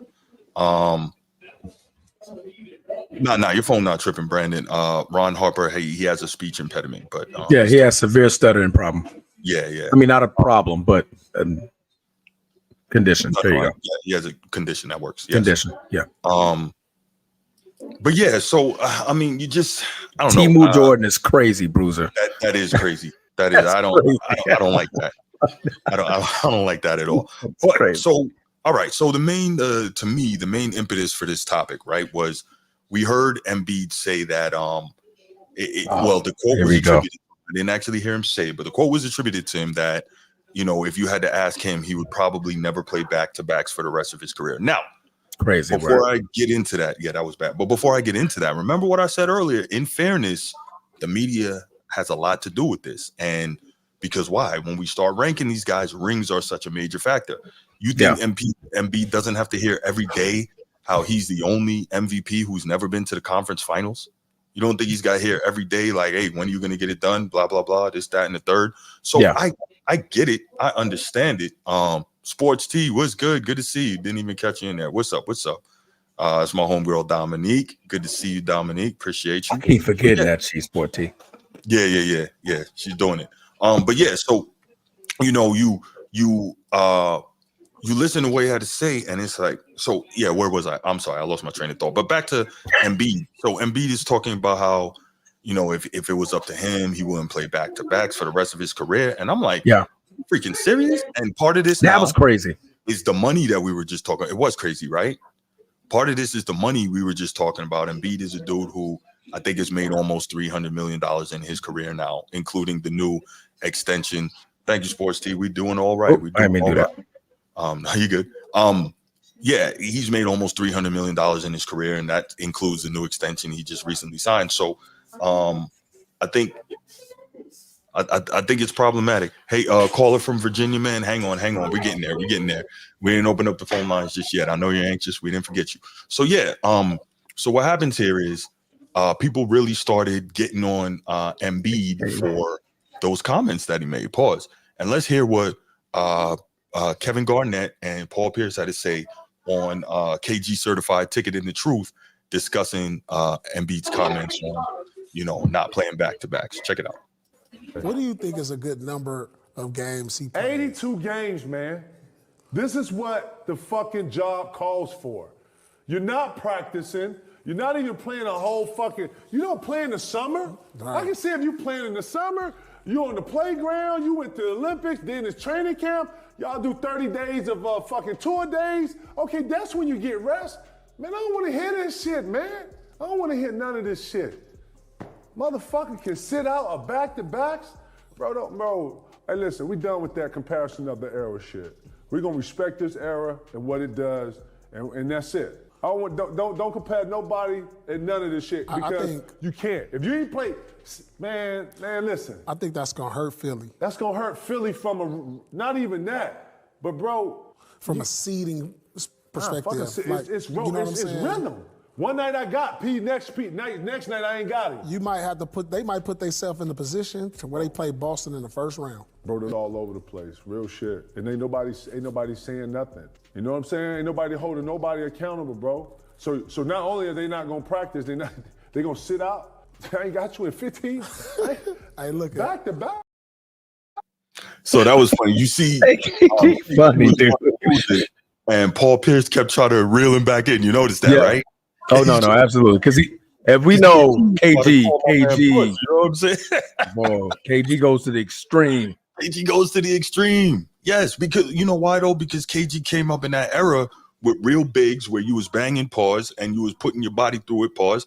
You know what I'm saying? You were really, especially as, you know, a 7-footer or 6'10" guy, a 7-footer, you were really, you know, you had to deal with that. And he can't understand why these guys that are making so much money don't have any desire or ability to really stand in and play these games. He can't comprehend it.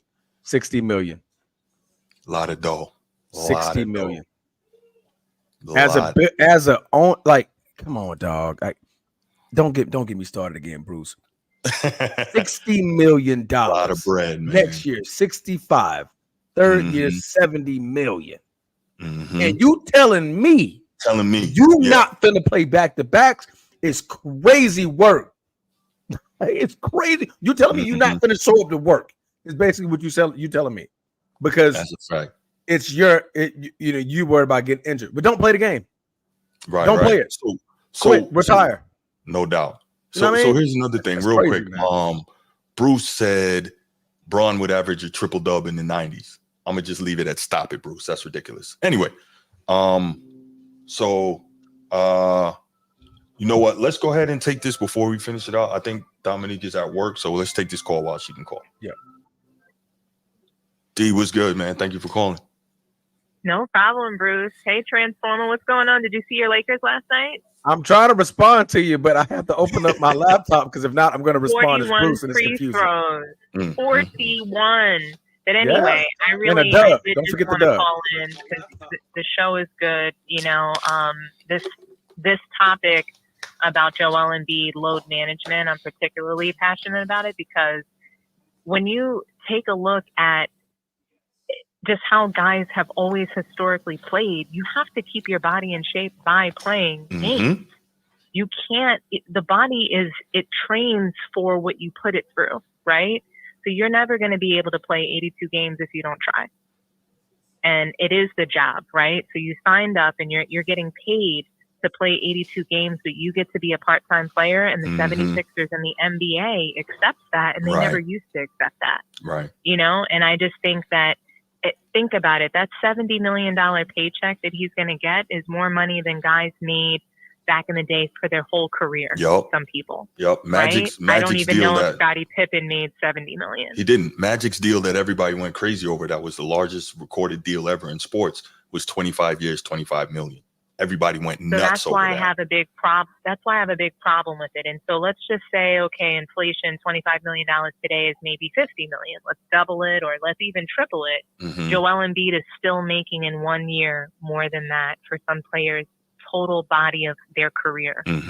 So it's not that I'm not going to sit here and say that Joel Embiid is not truly injured. I'm not going to say that he isn't suffering and he's not healthy. I'm gonna own that. I'm gonna say, you know what? He's probably right. He probably truly can't play back to back. The knees, he's never in shape to begin with, right? Don't play. But guess what he should do? He should retire because you've made the money. That's right. You're guaranteed in this contract. Get off the floor. Fans don't deserve this brand of basketball. You know, teams don't. Teammates. You know what Kevin Garnett didn't even talk about is what about the team culture and the morale. How would you like showing up for 82 games? Yeah. No, Transformer was saying he said that same thing. That's what I said. The team. Like, go ahead, Dom. Good. Showing up 82 games, right? And your star player, who's supposed to be your leader, can't do it. That's and right. Isn't doing it and comes out publicly and is just fine. Zero remorse, zero shame. He's completely shameless about it because this is a normal thing now. Guys used to wear playing as a badge of honor, and now it's almost like, you know what? Oh, well, I'm just not going to be available. I'm making all this money. I can do whatever I want. And it's all in the name and in the face of greed. It's all about a paycheck. It's all about being able to extend your career out to 20 plus years. And I am so tired of it. And I'm not going to stop talking about it. And I just want to shout you guys out for talking about it and telling the truth because it's really important. Yeah, we appreciate that. I agree. To your point, Dom, I had this conversation with Bruce, I believe it was last week, to that exact point. The team, right? The team looks dead at you. You're the leader. You're the alpha. You get paid $60 million to be the leader, the alpha, the best player on the team. You can't now go to Tyrese Maxey on a play, and just because Tyrese Maxey gave up in the fourth quarter, like, man, I'm just tired. You can no longer go to him and be like, no, bro, you got to treat every quarter like it matters. Treat every game like it matters. Nobody's you lose all that credibility. That's right. Great point. You lost it. Because at this point, Tyrese turned around and goes, Joel, didn't you just sit? Did you just sit last game? Okay, then don't tell me about my credibility and me working hard and battling every game when you literally just said you can't play back-to-backs. So who's fighting? Who's fighting for the team? But yeah, I agree. It's just, think about it, though. Are the 76ers going to make it out of the second round? Let's be for real. Probably not. All those moves that they made to try and create a team that could challenge Boston, but yeah, it's tough. It can't happen. They're still not going to get out of the second round if they even get out of the first round because their star player isn't available. Right. So he's so you're taking off, you're doing all this resting. And then when you have to play playoff back-to-backs or, the strenuous moments in the playoffs, because even though it's not back-to-back days, it's still tougher play. Yeah. So your body is going to be put through so much more. You're just going to turn around and get injured again because you can't get into shape. Joel Embiid is fat. Let's be for real. Players today are showing up to the NBA with a dad bod, so of course you're going to be injured. What do you expect? Yeah, but what I'll say is, not that I'm comparing them, but what I'll say is kind of like Shaq. If you're Embiid, you know that nobody in this league can guard you. So it's like, why should I kill myself to, get in the gym and look like D-Rob or look like Dream? Like there's no need for that because even in my current shape, nobody can deal with me. But he doesn't realize Shaq was available and on the floor. At least his time in attendance wasn't so poor. And additionally, Shaq did not come into the league fat. We have players that are literally coming. They're showing up to the NBA as a rookie, and you are fat. Yeah. How? Doncic. How is that? How is that even possible? Because you didn't get drafted by the Heat. Because Pat Riley ain't having that. Take a look at David Robinson. Yes. I mean, but that was a different league, though. The worst that it got, yes, but the worst that it got, in my opinion, was military standards. Tim Duncan. Then you see Carmelo Anthony come in. He's a little bit chubby. You know what I mean? I don't think he was. He was overweight, though. Carmelo Anthony was overweight. I think Carmelo Anthony was a low-key dad bod, and he took off many defensive possessions. Oftentimes, he would be look, as a Knicks fan, I have seen him, like LeBron is at 40 years old, kind of hanging out at the other side of the court to get those 3 points because he didn't even run back on defense. Carmelo was 30. Tore him up. New York fans tore him up in the newspaper for not getting back on defense. It was bad. There's a lot of players who don't get back on D. Real quick, Rocky, that's a great point. Like, what happened? No, I was saying, Rocky, you put a comment. Oh, you hear me say that? Military, not a good example. I was like, due to military standards. Yeah. Yeah, that is a good point. I didn't think about that. You couldn't go. But regardless, though, no, he was on one of the comments was David Robinson was in the military. It's not a good example. But I was like, it even doesn't with matter, that, no, that's what I was saying. He was still his position, right? He's a power forward, whatever the case may be.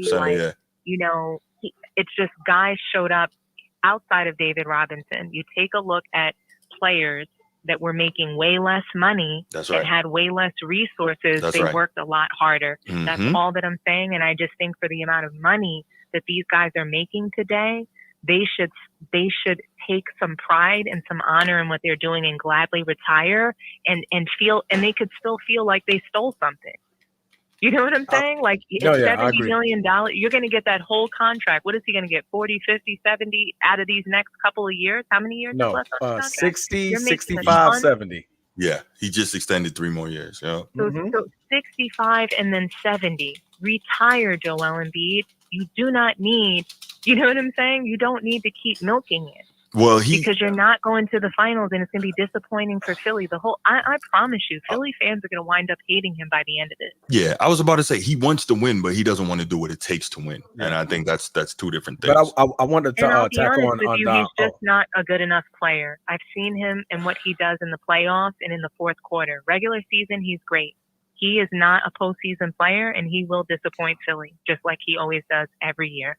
Tyrese Maxey is the dog, and he's going to have to be the number 2 to Joel Embiid, somebody who plays half the time. Make me understand how that's going to work. Well, I guess we'll find out. But D, I gotta let you Paul go. George, big contract, can't show up either. Yeah, so thank you so much, Bruce. Thank you so much, Transformer. Have a wonderful Saturday. Great show. I appreciate you calling. Thanks so much, D. Appreciate you, Dom. No problem. All right. All righty. Bye-bye. All right. Hey, caller from Virginia. Hold on. We're gonna get to you. We're not we took that because the last caller, I believe she was at work. So she took a second out to call in for us. So caller from Virginia, hang on. We didn't forget you. We're gonna get through this segment, then we're gonna open up the lines for the rest of the callers. We still got some more stuff to discuss in terms of this topic. But yeah, so Embiid, man, he says that, and then typical of his generation, he gets upset when other people respond to that. So let's hear what Joel Embiid had to say about that, because he was not happy. So let's check it out. Extremely difficult. I think everybody that knows me knows that. I would love to be out there every single game. It's just unfortunate that some of them are not as lucky as others to be part of every single game. I wish that wasn't the case, but it's not for the lack of trying. It's tough. Like I said, mentally, you can play, but still trying to get yourself mentally right to push.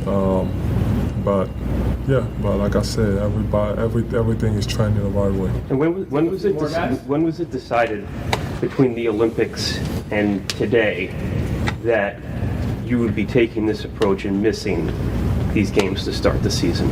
It was never decided. Like I said, everybody has been on the same page. If your body doesn't react well, and if your body tells you one thing, and I've done it. From what I can tell you, I've broken my face twice. I came back early with the risk of losing my vision. Had broken fingers. I still came back. So I'm not gonna sit here and be like, when I see people saying he doesn't want to play, I've been way too much. I've done way too much, for this city, and putting myself at risk, for people to be saying that. So I do think it's bullshit. Like that dude, he's not here. Marcus, whatever his name is. I've done way too much for this fucking city to be treated like this. So we've done way too fucking much. But like I said, I wish I was as lucky as other ones, but that doesn't mean that I'm not trying and I'm not doing whatever it takes to be out there, which I'm gonna be here pretty soon. So, man, this is frustrating, right? So I get it. You broke your face twice. Okay, respect due. But I know Embiid doesn't think he's the first big man that had to wear a mask in the league or wear goggles. I know he doesn't think that, because my guy had a great game. Jordan had a great game. He wore them. Kareem wore them. I mean, Kobe. Moses Malone wore them. Bron. Kobe wore a mask. Dwayne Bron Wade. wore a mask. Thank you. We can go down the list of the all-time great players that have had to wear masks and have had to wear goggles. Like, come on, man. Kyle Hamilton, Richard Hamilton, his whole career. Yeah, correct. Yes. So, like, we have to stop this. We have to. Like, I don't. And then to say, well, everything I've done for the city. Really, what have you done for the city, man? You haven't gotten them out of the second round. You didn't even play your first 2 years. Come on. The thing about this, he says all the things I've done for the city. Right. Broken hand, all that. Mm-hmm.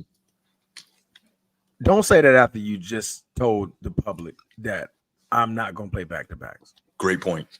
Don't say that. Don't say that. Because at this point, you wouldn't have said that you're not going to play back-to-backs. Mm-hmm. You would be saying, I'm going to try to play 82 games, 83 on a good year. If they add another game, I'm going to play 83 games. And then you could say what you just said. But don't turn around after you just said, well, due to injury, I'm not going to play back-to-backs. But then turn around everything I gave to the city. Then that's not everything, because everything is 82 games. That's right. Everything is playing back-to-backs. Everything is putting everything out there on the line. You know what I mean? Like, come on, every player gets hurt. Every athlete gets hurt in the league. Broken hands, broken bones, broken fingers, sprained knees, like all that, bro. We get it. We get it. We're not saying you trying, but you telling the public what you not gonna do when you getting paid $60 million to do so. And I just spent $500 on a ticket to get in a section down there next to you to see you play. But since it's a back-to-back and you in my city, I can't see you play. Right? Then you're not doing everything for the city, bro. You can't do that. No, you can't do that, bro. I'm with you 1,000%. And you know I'm an Embiid fan. You know that.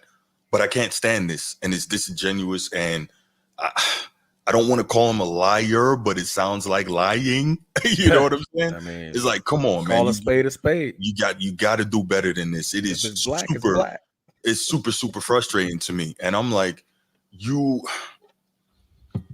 it's super. You know what? I'm gonna let's do this. We got some more commentary. Well, let's hear what K Perk had to say, and this will be the last thing, and then we'll close out on his comments, and then we'll open up the phone lines. But let's hear what K Perk had to say regarding Embiid and his commentary. Bob, when you get drafted and you sign contracts to play in the NBA, you sign to go play at the elite level, and you sign to put your body on the line. It's part of it. But that's what he's done. I'm saying you got to continue to do it. That's why you see so many guys like Ray Allen who can't go out for a run right now because he sacrificed his body, and now it's affecting him long term, but it's part of it. This is what you signed up for. And so Perk kept it very simple. He kept it very short. This is what you signed up for. And guess what, though, right? Nobody's saying Embiid hasn't had a lot of injuries and all that. So first thing, I know everyone's not the same. But I also know you've heard me reference this. Bird was literally in traction before games later in his career, in the second half of his career. And he still went out there and did the work. Granted, everyone's pain tolerance is not the same. Everyone's injuries are not the same. But I say that to say he was out there in traction. We saw, a lot of times he had to lay down on the floor because his back was so bad. And I'm someone who has had back problems. And I can tell you, when your back flares up, you cannot move. So to think that Bird was out there, not just playing, going up and down, but playing still at a freaking all NBA level, at a Hall of Fame level with a jacked up back, like I'm sorry, Embiid. In a league that's so much less physical, you just don't get to complain like that. I'm sorry. You just Jack don't. would have ate him for lunch. And the last thing I'll say before I give it up to you, and then we'll open up the phone lines. I bet he don't have any problem cripping his injured butt down to the bank to take care of his money. What you think? I think he runs. There you go. And then they have stop it. It's a large gallop. Your knees. Oh, it's okay. I have to check my balance. It's 60 million right this year. That's a lot of incentive to run fast. What's that, like $787,000 a game? Like, come on, bro. Bro makes almost $1 million a game. But if he gets hurt, if he misses 80, and if he misses 23 games, he would get $1 million a game if he plays. But no, I say it all to say, Dom, when she was on, she made the comment about the weight and stuff like that. And I always reference this. Zion Williamson's contract had a weight clause. I didn't know that. Okay. Owners, y'all got to wake up. GMs, y'all got to wake up. You guys are the change. If you're going to pay these guys $60 million, put clauses in them contracts, right? If you're overweight, I mean, you sort of the camp overweight. That's why that clause is there. Back yourselves up, right? That's right. They're fighting to get these no trade clauses when y'all need to be putting weight clauses in your contracts, right? Injury clauses. Who hasn't? The Miami Heat. Pat Riley. Pat Riley don't play that. Nope. Everybody who played for Miami talks about Pat Riley does a weigh-in every week. Yo, the league would be in trouble if Pat was the freaking commissioner. Oh man, they couldn't have that. Pat Riley ain't playing these games. Yo, absolutely not. Hey, yo, them CD, not CD. What do you call it? CDAs? What do you call it? CDA. Them CDAs, bro. Yeah. They'll be through. They'll be through, right? Yeah. But I say it all to say, like I said, Zion Williamson has a clause in his contract that requires him to maintain a combined weight and body fat percentage of no more than 295 pounds. That is in his contract. Right. If Zion, if Luka Doncic shows up to camp and he's looking chubby, that clause is in his contract. Right. If Joel Embiid shows up overweight, that clause is in your contract.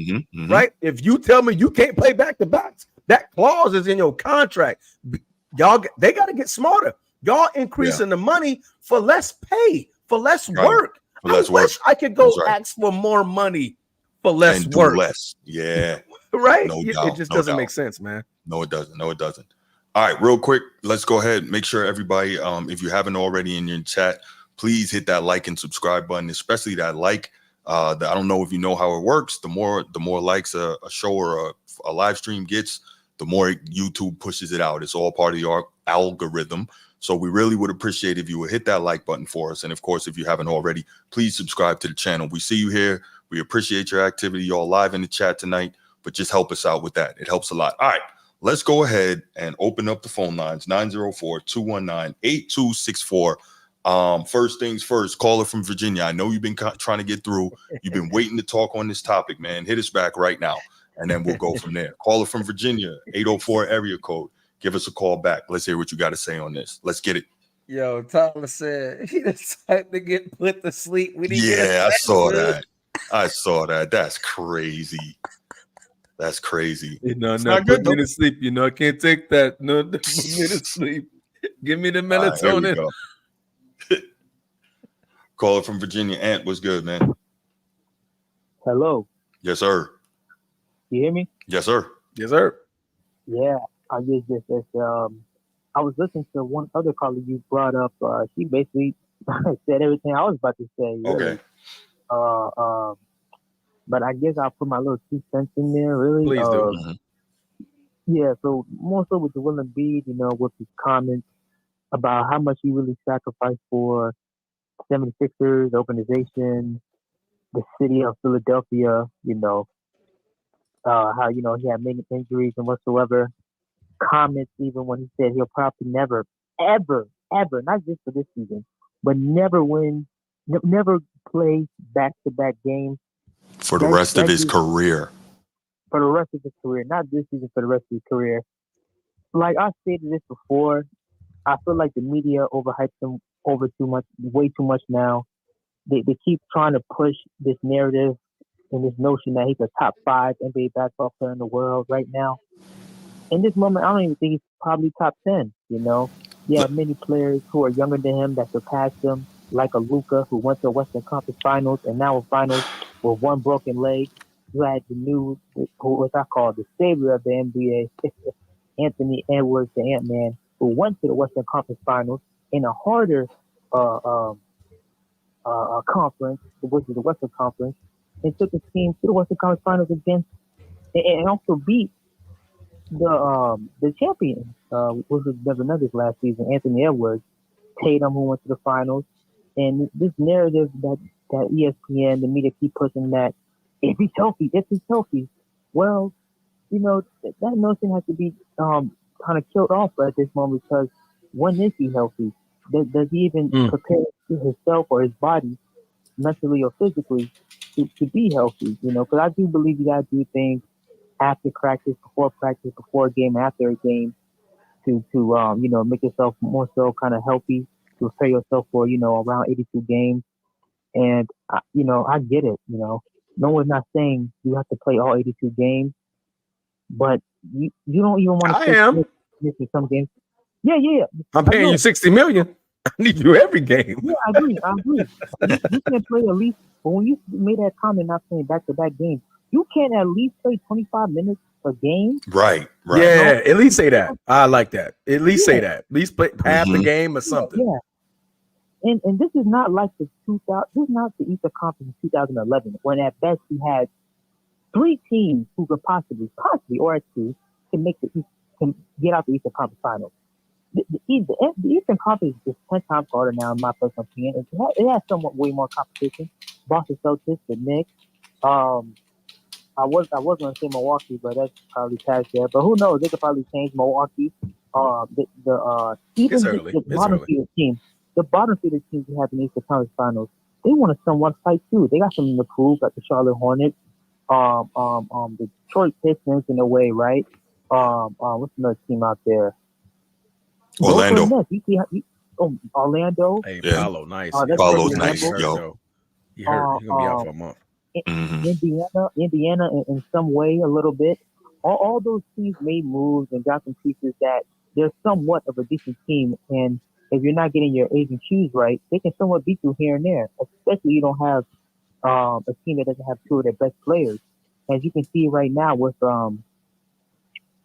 Philadelphia now, they're like right now 1-3, 1-4, probably in a minute. I think 1-4. They're about to be 1-5 the way I'm looking against the Memphis game that they're playing right now. This you do not want to catch up because Embiid coming back and same thing with Paul George.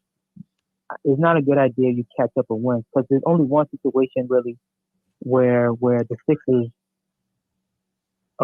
is trying to adopt what more so what Toronto is trying to do with trying to low manage their best player, not really trying to make their best player play back-to-back games. But here's the difference between those two situations.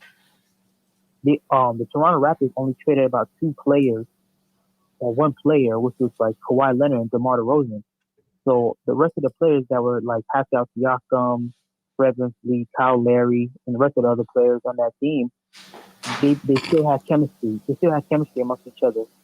The Sixers team, this is a whole brand new Sixers team. They have Caleb Martin. They just went ahead and got Paul George. They went ahead and got Andre Drummond and other players throughout that team to build the team for Joel Embiid and Paul George. This whole team doesn't really have chemistry to begin with. And the third or second best player on that team at that time in 2019 was Pascal Siakam. He wasn't injury prone, and he was very young for his time. And so that's really why I think like this low managing with Joel Embiid will not work in my personal opinion. I think at this moment, really should just go ahead and trade him as soon as possible. The problem is with that contract and that injury history, nobody's taking that. I wouldn't. And I'm an Embiid fan. I wouldn't if I was a GM. No point. I agree. But look, the biggest issue here is this, man. It's not even that Embiid wants to do this, although that is it. It's that he would be dumb enough to say it out loud.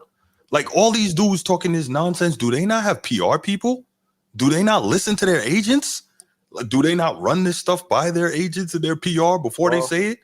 And Edwards talking about nobody had skill other than Michael Jordan and all this foolishness, and Jordan and Kobe wouldn't be good leaders today, and Embiid coming out, well, I'll never, if I had to guess, I'd say I'd never play a back-to-back for the rest of my career. Like, shut the hell up, man.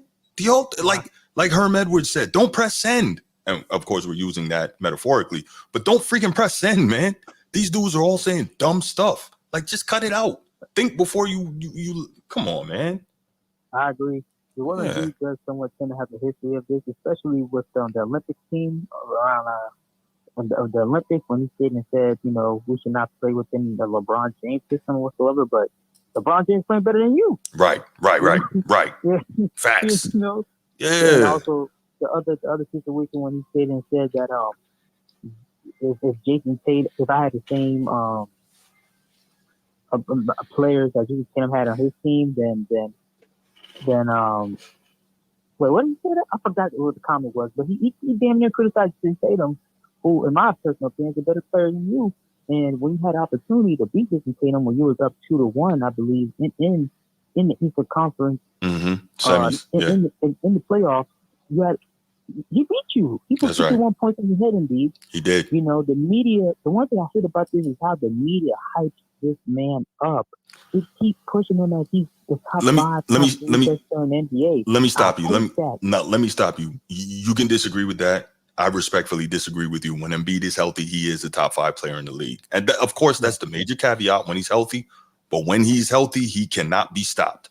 He's got a complete game. He defends. He rebounds. This past year before he got hurt, he was averaging a career high in assists. I think he was getting like 6 assists per game. He can go to the block. He's got a myriad of moves down there. His mid-range game is deadly analytically and just regular numbers. His advanced numbers are crazy. He can step all the way out to 3, and as a big, he can shoot the free throws dead eye. There's no real weakness in his game other than clearly he's physically and mentally soft.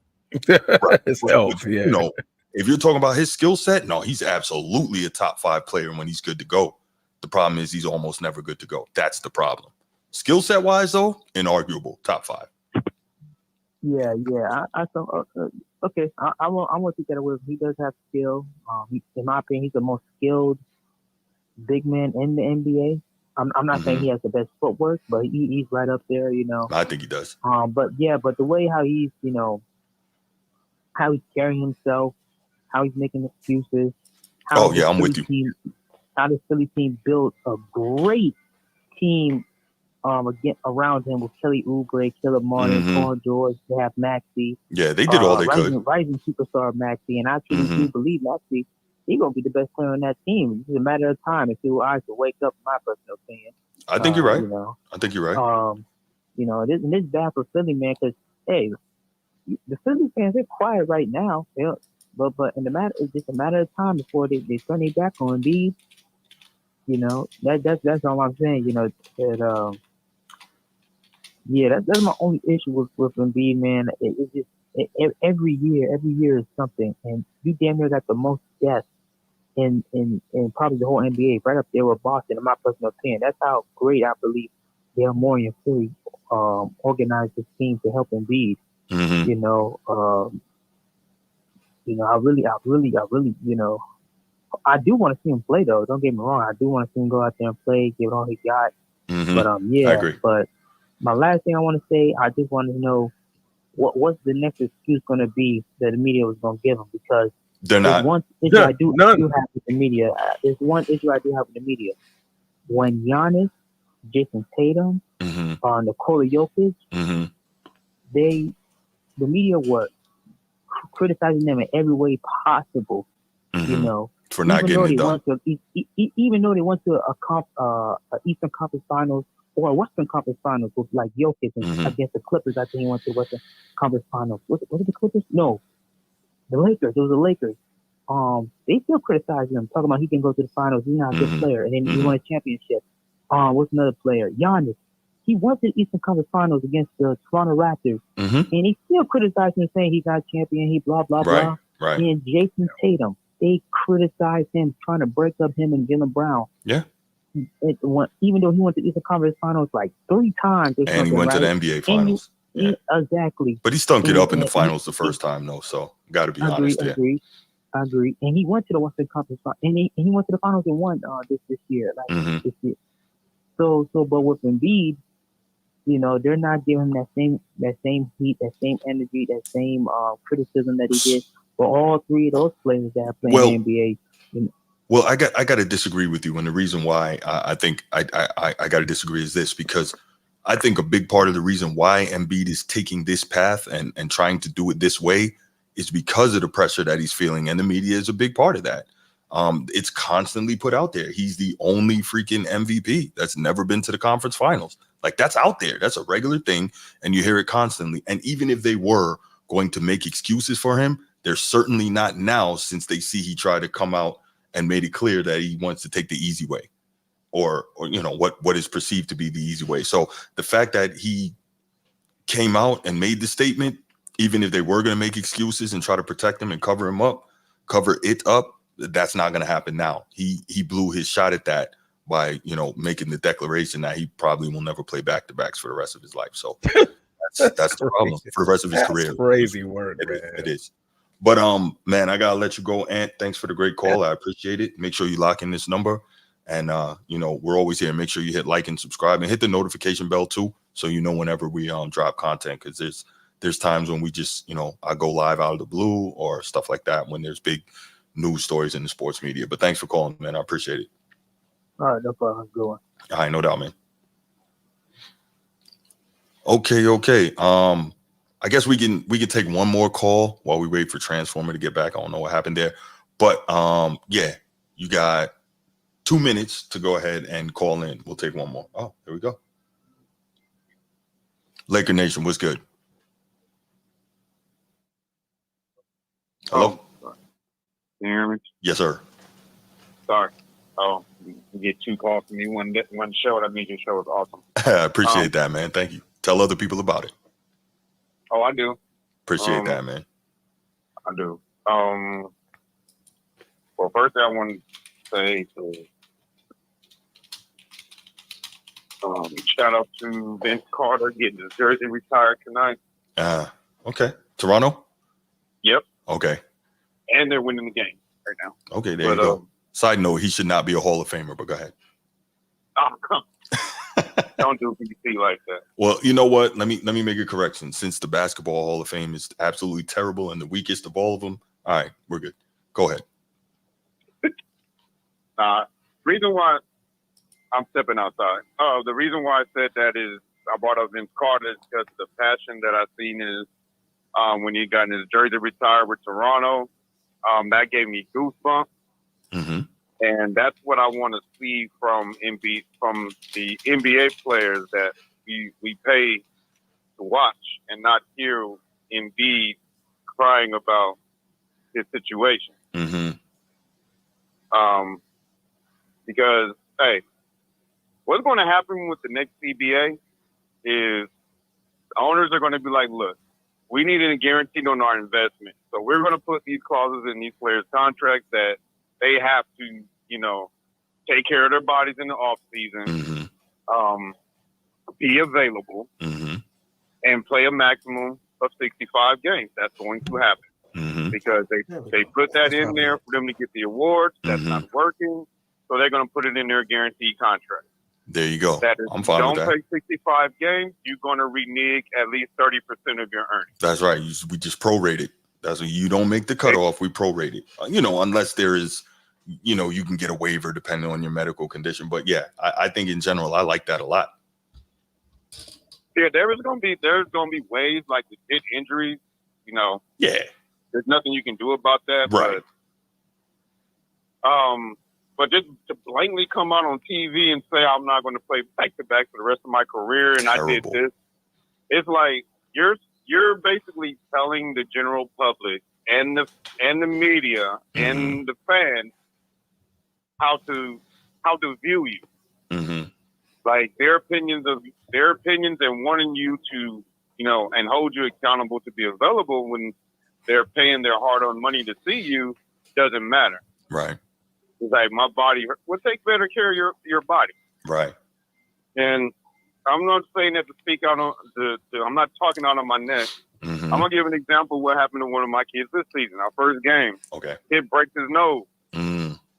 during the game. He's trying to sub back in. I'm like, no, you can take your ass to the doctor. Your nose is crooked. Mm-hmm.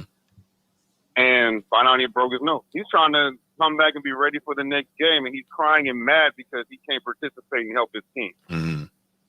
That's the type of energy that you want from a person that's making $60 million. Well, so 60. real quick, I agree wholeheartedly with that, but I think Don't disagree. Don't disagree, Bruce. I don't want to. I'm only going to disagree to the point of what is it? The great marvelous Marvin Hagler, God rest his dead, said it's hard to get up and run 5 miles in the morning when you're sleeping in silk pajamas, right? So the grind, the desire is not there the same way for the most part in most players when you're pulling in that kind of money. Most of these dudes in the NBA make more money per game than we all make annually. Like, just think about that.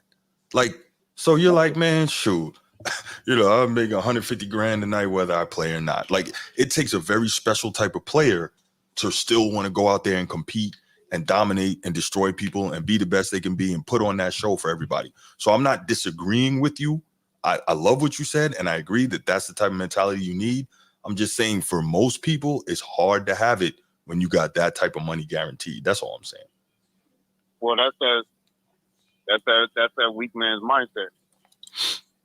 Well, that's why some people are above others, right? That rich man mindset. That's taking over the generation. Yes. Like it's I blame the league itself. It's your fault. What was it? Was it pre-COVID when what's that role player that signed that guaranteed $80 million contract for the Rockets? Who was that? I can't remember his name. That was around the COVID era when they were just throwing money away. Was that Eric Gordon? Was that him? No, it was a big man. One of those. Okay. One of those spot up shooters. What was it? What was the question? I'm sorry, I missed it. Nah, he was saying around the COVID time, a role player for the Rockets signed a deal for $80 million guaranteed. Like he said, it was a spot up shooter. I don't remember who that was. Brooks, Dylan I Brooks. remember his name. Nah, he's not big. Oh, a big man.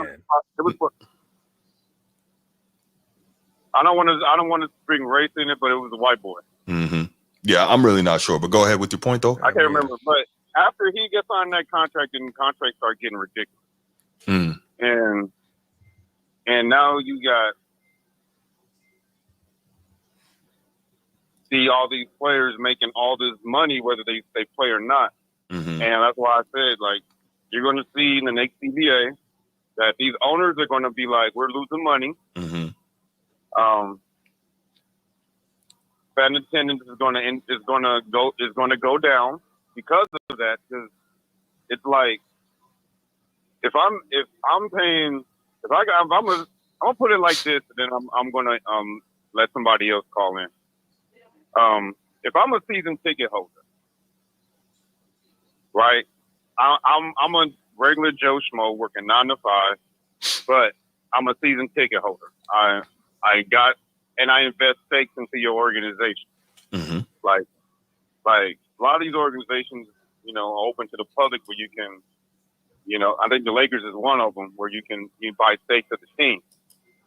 And I say I buy stakes of the team and I'm a season ticket holder and I come out.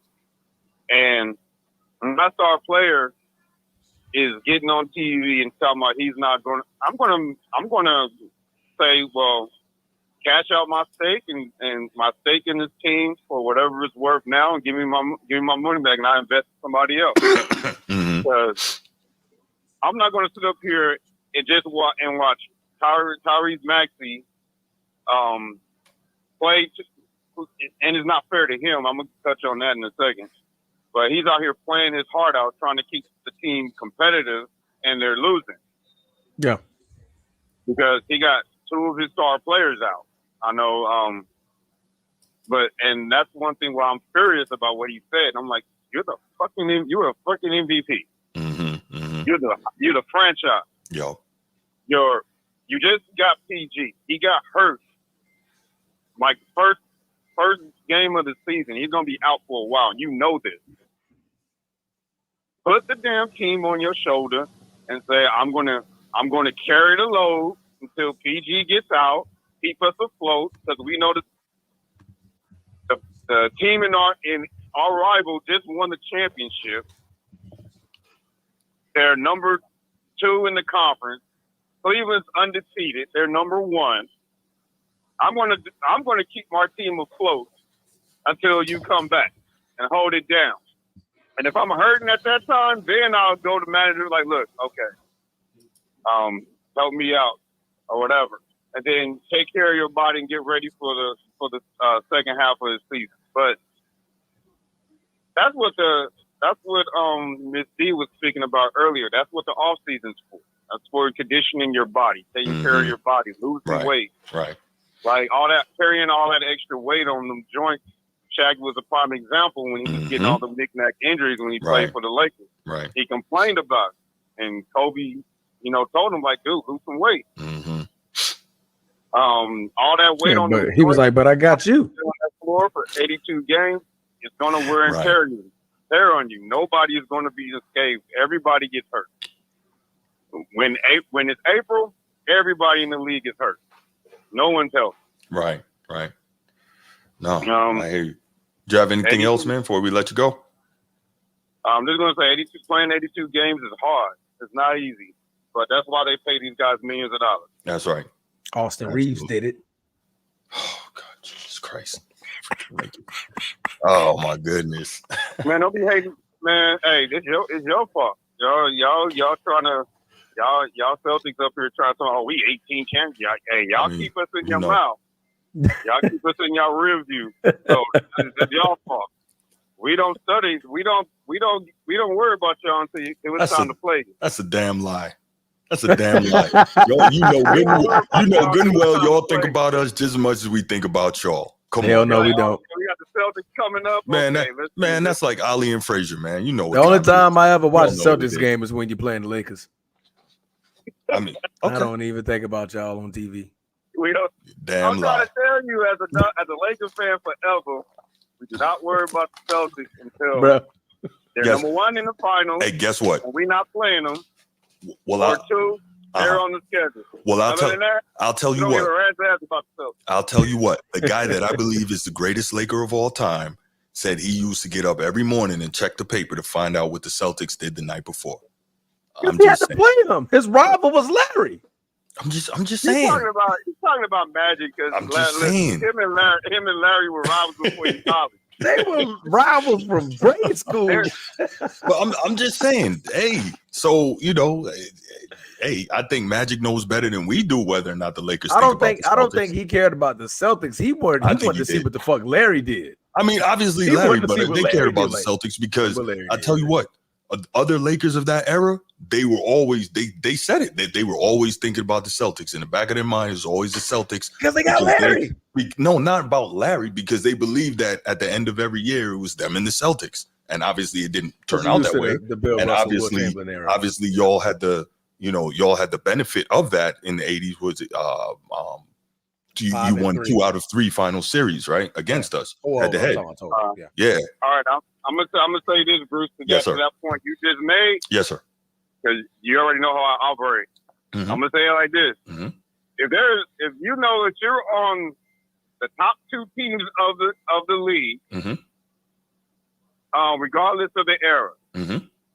and you are looking at, okay, so all right, I see so and so is on a 10-game winning streak. We need to get on a 15 Mm-hmm.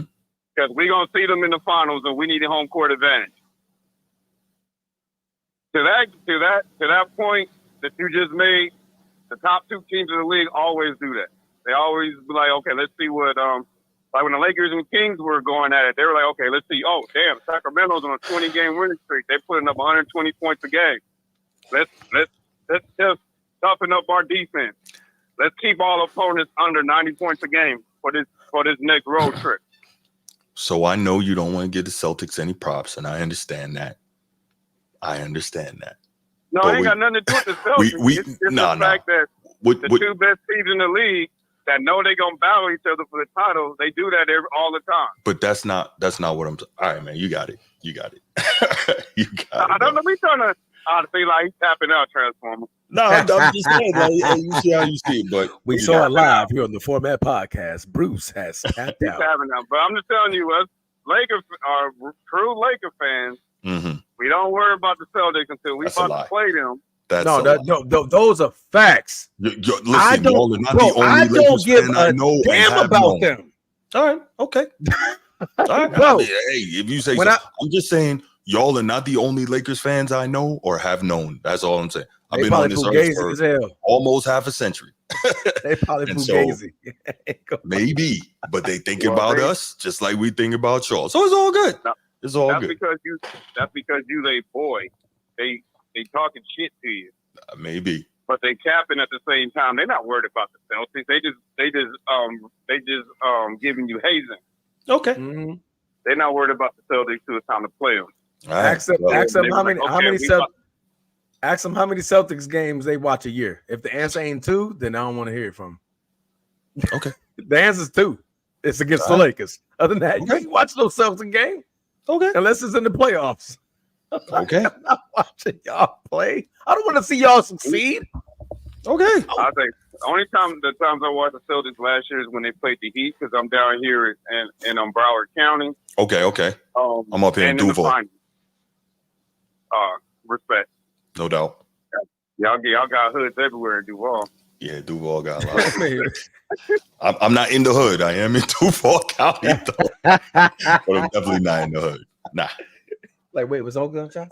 Okay. I'm gonna let y'all. I'm gonna get off so somebody else can call in. All right, man. I appreciate it. No doubt. Have a good one. Thank you. Hey, good job. Mm-hmm. Ain't that thinking about the Celtics, man. We don't, bro. When I tell you, bro, man, you good. You good. We don't. All right, man. Let's. When I tell you, bro, whenever somebody, man, you watching that Celtics game, I'm like, why'd you ask me that? You know damn well I'm not watching that game. You know what? The season opener, I was like, I'm not watching that. You know what? You texted me. He was like, "You watching us hang that bet?" No, I would. I don't care. That's exactly. You know, you wouldn't want to watch the superior team out of time. I get it. Nah, you know? Y'all live off that post freaking 1970 aura that Bill Russell got you all them chips. That now Bill you're Russell's like, last championship was 1969, man. That's crazy. Yes. And y'all have won 7 championships since 19 what? That's okay, man. It's okay. We won 7 with Kobe and Bron alone. I don't know nothing about that. But let's go on to the next topic, man. We gotta get some NFL in here real quick before we call it a night. Hey man, I love you, brother. I love you. No doubt, man. No doubt. You know I ain't gonna give you all nothing, man. Oh man. Oh my goodness. All right. So we're gonna go to the final topic, y'all. 55 years ago, Laker Nation. I said that was Bill Russell's last championship. That wasn't our last championship. Coincidentally, if you guys remember, our last championship was last season. But anyway, moving right along. We're going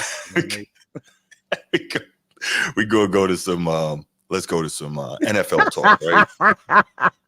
Here we go. Really? Hey, Laker Nation, talk it's 7 chips in 55 years. It's not 5. 2 in the 70s, 3 in the 80s, 2008, and then last year. We good. About to start a new dynasty. That's what we're doing now. All right, for real. All right, let's go. NFL, right? We love the NFL. This is a football show. Yeah. Well, not primarily a football show. We're gonna have a football show tomorrow night after the primetime game. So we'll be back for that, and we'll remind you again at the end of this show. But we have talked a lot of NBA today, and I appreciate all y'all for hanging with us for that. But we're going to go to this last topic, and that's Micah Parsons and Dak Prescott. Y'all notice Dak Prescott is one of my favorite people to talk about in the NFL. You know why he's one of my favorite people to talk about in the NFL? Take a guess, Transformer. He gets paid for doing nothing. That's a good one. Yes. Okay. But more, overly paid for less work. That too. I wish I could do that. I'm gonna get it. Oh man, yeah. For promoting the empty calorie reign of football. Now that is good, man. Why can't I? You know what? I wish I could eat whatever I wanted and it'd be like empty calories, so I could just eat it and it tastes good. But I don't gotta worry about the calories. That'd be fly, wouldn't it? I'm trying, chat, man. I'm trying to figure out why. Yeah, I'd be having fatty cake every day if I could do that, man. Listen, bro, I got some cookies and ice cream in there that I wish was 0 calories. I'll eat the whole tub. Man, listen, I go to the store. I'm ducking the sweets, man, because I got a weakness and total lack of discipline. I'm ducking the sweets. If I don't go down the aisle, I can't buy them. Aisle 7 don't exist. Aisle 7 don't exist. Don't need it. It goes from 6 to 8. It goes put a blindfold on to 8. I'll be at the grocery store with a dog and a cane, like just get me past this. Where your beans at, sweetie? Where your beans and rice? right? Beans and rice. Man, oh, that sounds like cookies. I'm in there like Stink Mina. All right, for real. Oh my goodness. Oh man, I'm hungry now. Let's go. Oh man. All right. So yes, but the reason I love talking about my Dak Prescott in the NFL when we talk football is because Dak Prescott makes me right. Because I said it, I said it, and he keeps proving me right. What does he keep proving me right about? The fact that he made all this money, he's the highest paid player in the history of the NFL and doesn't deserve it. He doesn't get you where you need to go. He never will get you where you need to go. I'm going to stand firm on that. And if I end up being wrong, I will be right here in front of this camera admitting I was wrong. But it's been 8 years and I haven't had to admit it yet. And I don't see it happening. Now, maybe some people thought that about John Elway as well. But by this, John Elway actually played in 3 Super Bowls before he went on and won 2 more. But anyway, that's a different story. So the point is, this is interesting because Michael Parsons, arguably one of the best defensive players in the league. And even that, to me, has a little wiggle room, right? Because all his elite defensive productions against bad teams. If you look, whenever he plays good teams, his sacks and his pressures go like almost to nothing. So it's like, man, where is this dude? You know what I'm saying? Not only that, you can name 5 defensive players better than him off the top of your phone. So, Yeah. Kyle Hamilton, Nick Bosa, TJ Watt, Myles Garrett. Who's your man that keep picking off at? Thank you, that Xavier guy. McKinney. I couldn't remember his name. My man that you can't throw anywhere near him. Sauce Gardner, Quinnen Williams. There's a lot. There's a lot of players, man. No doubt. Right now, they show up in the postseason as well. Facts. Right. If they get to the postseason, they actually do something. But yeah, so Michael Parsons, he has a podcast. I think Bleacher Report bought his podcast. So it's, it's semi-popular. And I actually did a show about this last year because Michael Parsons got upset and he did a show and he was basically talking about he's tired of how people go at his quarterback, this, that, and the third. And as we remember, last year, Dak Prescott was second team All-Pro and I think MVP runner-up behind Lamar Jackson. Cool. One vote, but go ahead. Say again? One vote, but go ahead. Right. One vote. So, yeah. So he was technically runner-up to Lamar at MVP. He was second team All-Pro, led the league in touchdown passes. So a great year all around last year. And that's why people were like, hey, max him out, this, that. And I'm like, don't do it, Jerry. Don't do it. You're going to hurt yourself. It's not worth it. But Jerry went ahead and did it. So anyway, last year, Michael Parsons did the show and he's upset like, oh, everybody's on us when we lose. Nobody has the same energy for the Eagles. And I'm tired of y'all talking about my quarterback, Dak, blah, blah, blah. Cool. So he stood up for his quarterback, which you would have expected. But quick side note, he's saying nobody gets on the Eagles the same way when they lose. Well, guess what? Their owner is not in front of the damn media every week. Their owner is not the GM. Their owner is not constantly looking for the maximum amount of attention for doing the least, right? Their whole organization has not been marketed since the 1960s, 55 years ago, as Laker Nation just like to say, as being, America's team and running with that, right? Their team, the Eagles, is not the highest valuated sports franchise on the face of this earth. All these things, like this is what frustrates me. Like you play for the Cowboys, all the benefits you get from wearing that star.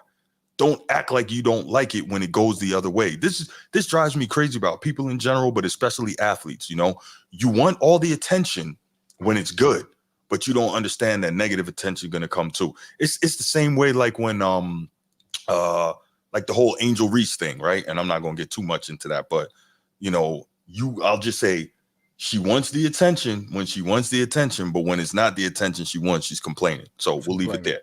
But yeah, so this is Michael Parsons, right? So anyway, he got on the show. He's complaining, tired of people going at my quarterback, this, that, and the third. All right, cool. So this year, he's still doing his podcast.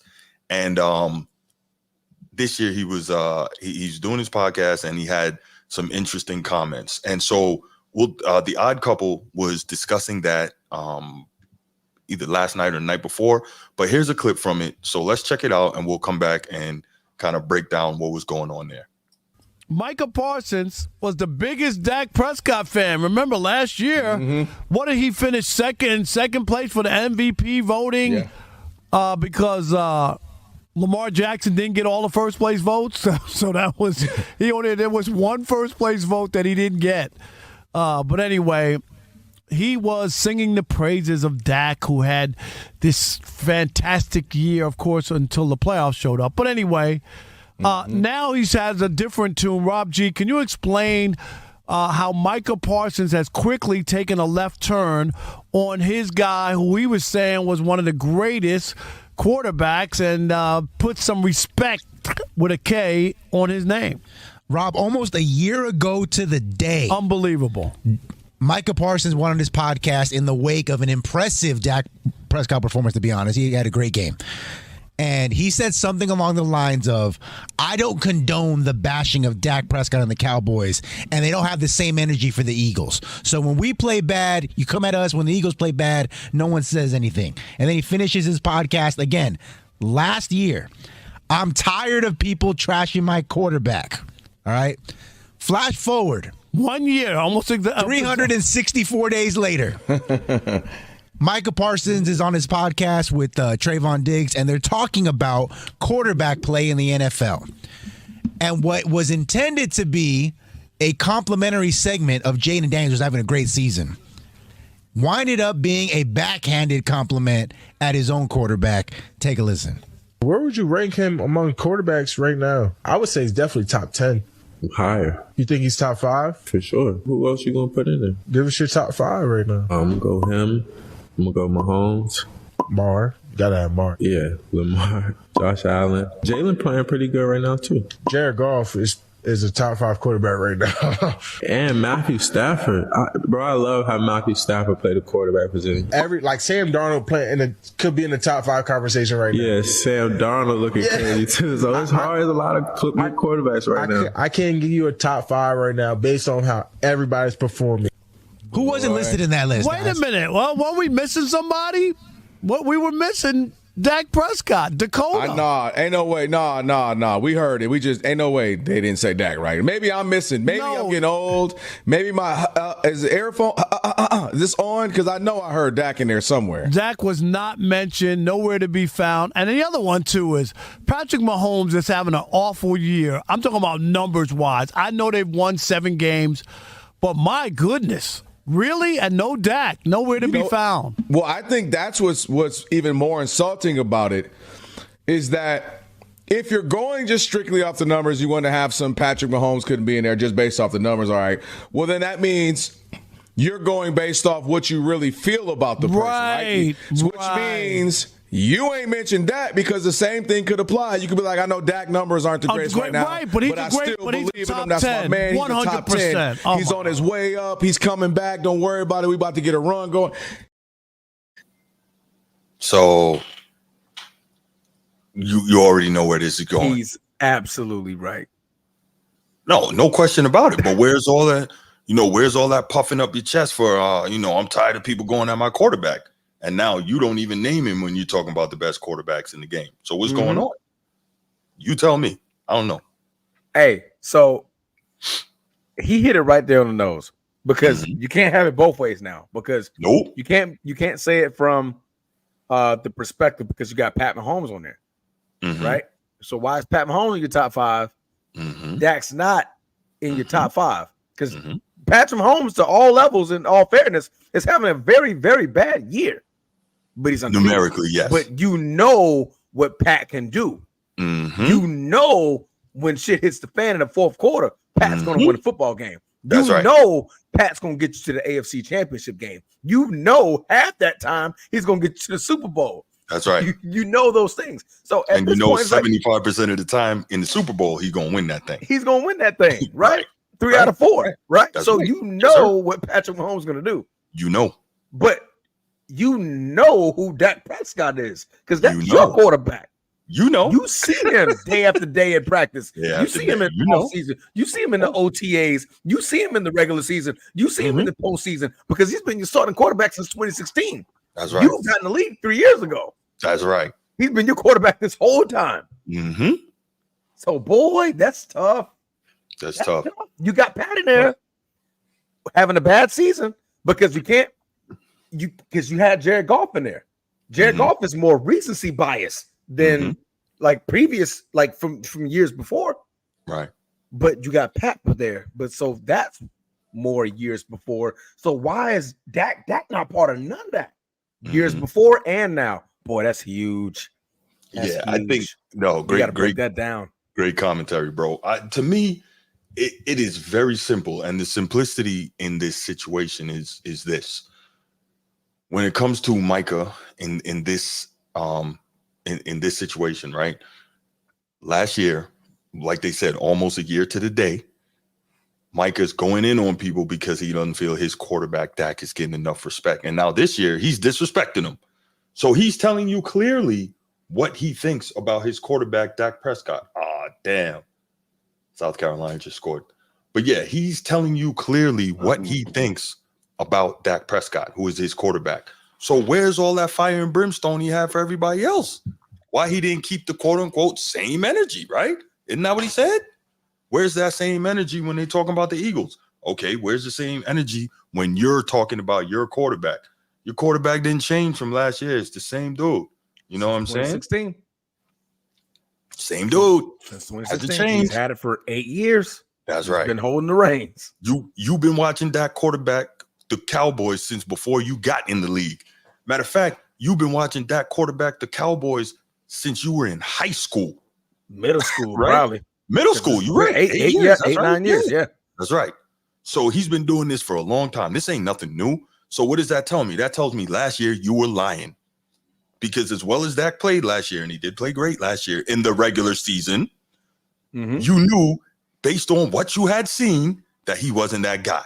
So you knew you were lying, but you did the right thing and you caped up for your teammate. Respect due. All I'm saying is, where is that now? That's all I want to know. Where is it now? You got to keep that same energy. Got to keep that same energy. That's the one problem and the flaw that having a podcast as a current player does. Right? Turn it off during the regular season, bro. Turn it off during the facts. Like, bro, and that, as soon as the offseason or you eliminate it, bro, fire up your podcast and do what you got to do. Because, like, right now, I'm pretty sure Dak's team, his family, is looking like, damn, Dak, he ain't in the top five. That's supposed to be your boy. He was, you know. That's the boy. But the boy that was on there, he was like, damn, you ain't going to put Dak in there? Like, yeah, Dak is in there. Come on, man. Like, Dak top five. Thank you. Right? But, but he has to say that over your star defensive end has to say that. That's not good, Bubba. Not at all. Not at all. Not good. Yeah. But the thing is, Mike is like, you know, why is all this talk about my team? Dude, you got the biggest franchise in football. The most talked about the most storied franchise. No, I'm not gonna say more story because you got more team that's more storied, but the most hyped, overpowered, like media-driven team in history. Right? That's right. That's the Dallas Cowboys. Correct. Right? And that's the way their owner wants it, right? That's the way he wants it, right? You can't say something now about them talking about Dak Prescott because go back and look at film when they were talking about Tony Romo. Tony Romo got that same heat. Same right? heat. You get in the playoffs, you out the first round. You get in the play, you out the first round because Tony was a good quarterback. It's not like he was bad. He wasn't horrible. He wasn't great. He wasn't prolific, but he was good. Right? Yes. Dak Prescott, not bad, not great. Not great. Good quarterback, right? Sometimes really good. Sometimes really good. Regular season, really good. Postseason, that's right. Something goes away. That's right. It goes away. It's the same damn thing. So, Micah, bro, this been happening for way before you got in the league, bro. That's right. Dallas is going to always be talked about. Two teams in NBA and NFL who are always going to get talked about, win or lose. Who are they?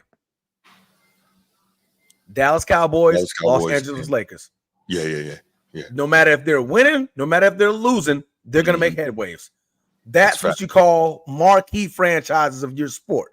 I agree. No matter what, they're going to get the headlines. They're going to get the views. They're going to get the clicks. They're going to get the bait. They get everything. Everything's on a silver platter for the Dallas Cowboys and Los Angeles Lakers, whether they lose or whether they win. You're going to have a story if you're talking about both.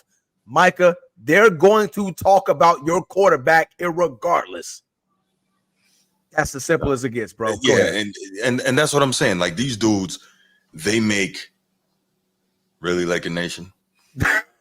That wasn't a shot at the Celtics, bro. 18. But anyway, no, what I will say about that is you're absolutely you're 100% right, Transformer, because at the end of the day, man, these dudes act like they don't know what a plus it is off the field that you play for the Cowboys. Think about this, right?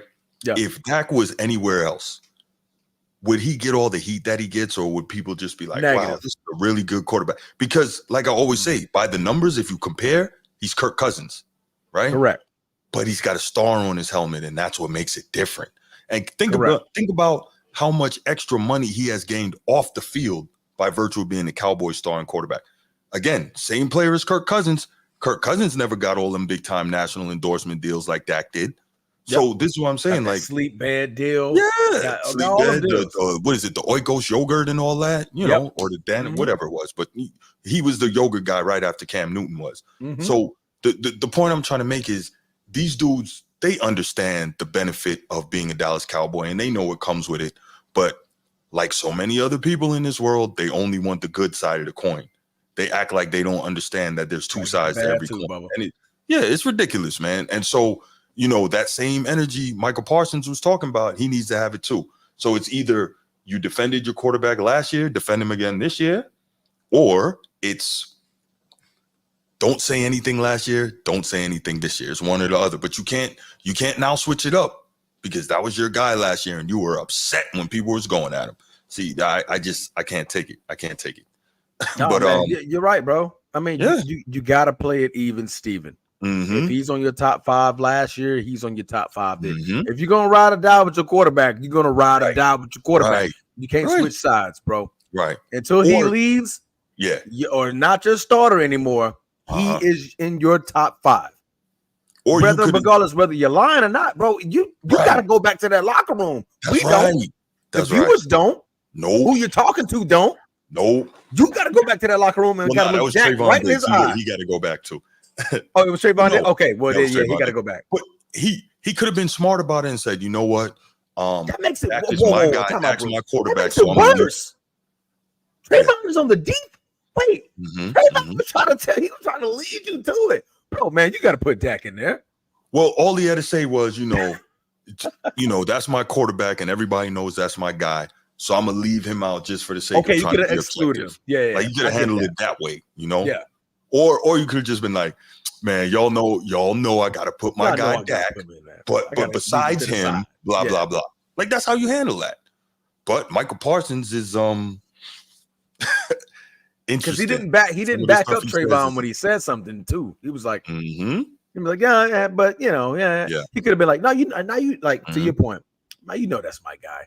I'm excluding him out of the conversation. Right. Exactly. Right. Exactly. Because so Tyreek Hill, the moment he went over there to Miami, boy, Tua was the best, most accurate thrower of football I've ever seen. That's right. That's you right. Went to bat for your quarterback. Like, bro, yeah.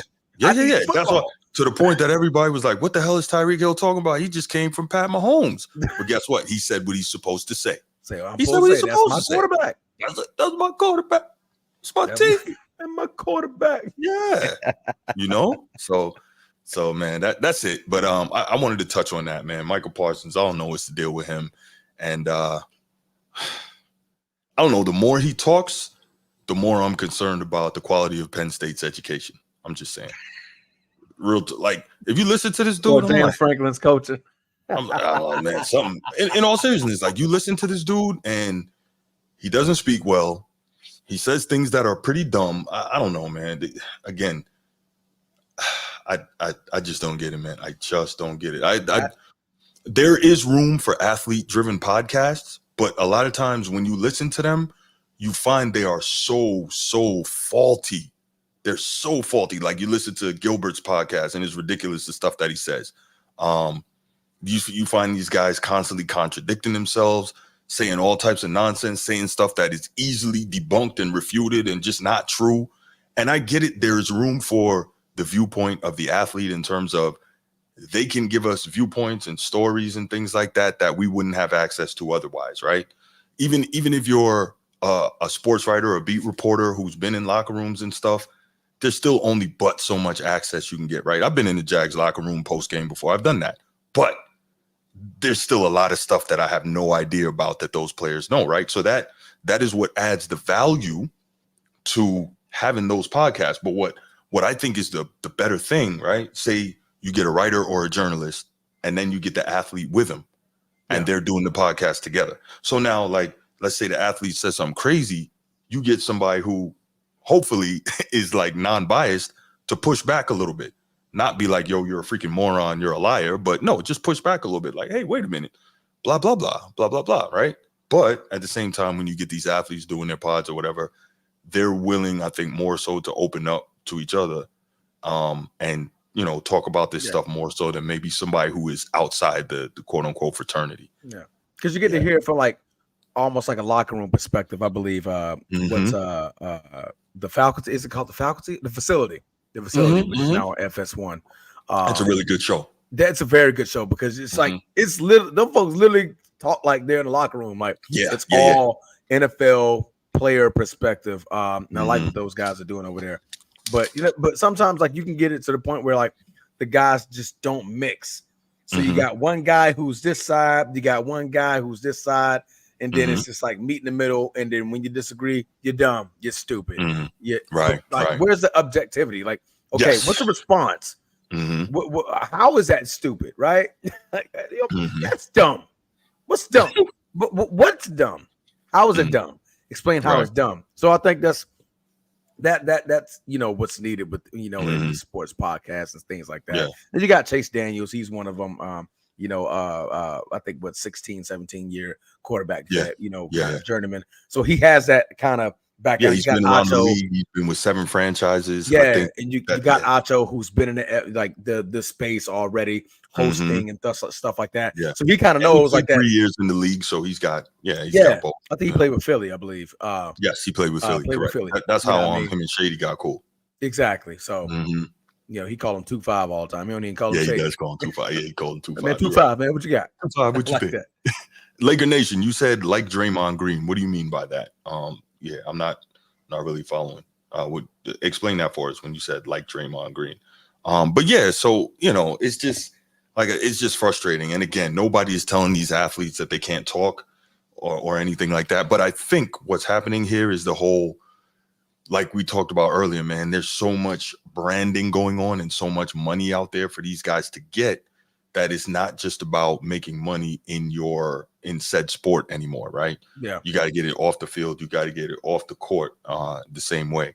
And so realistically, can you be mad? I can't remember how much his podcast is worth. But for instance, what are those guys? The Kelsey brothers.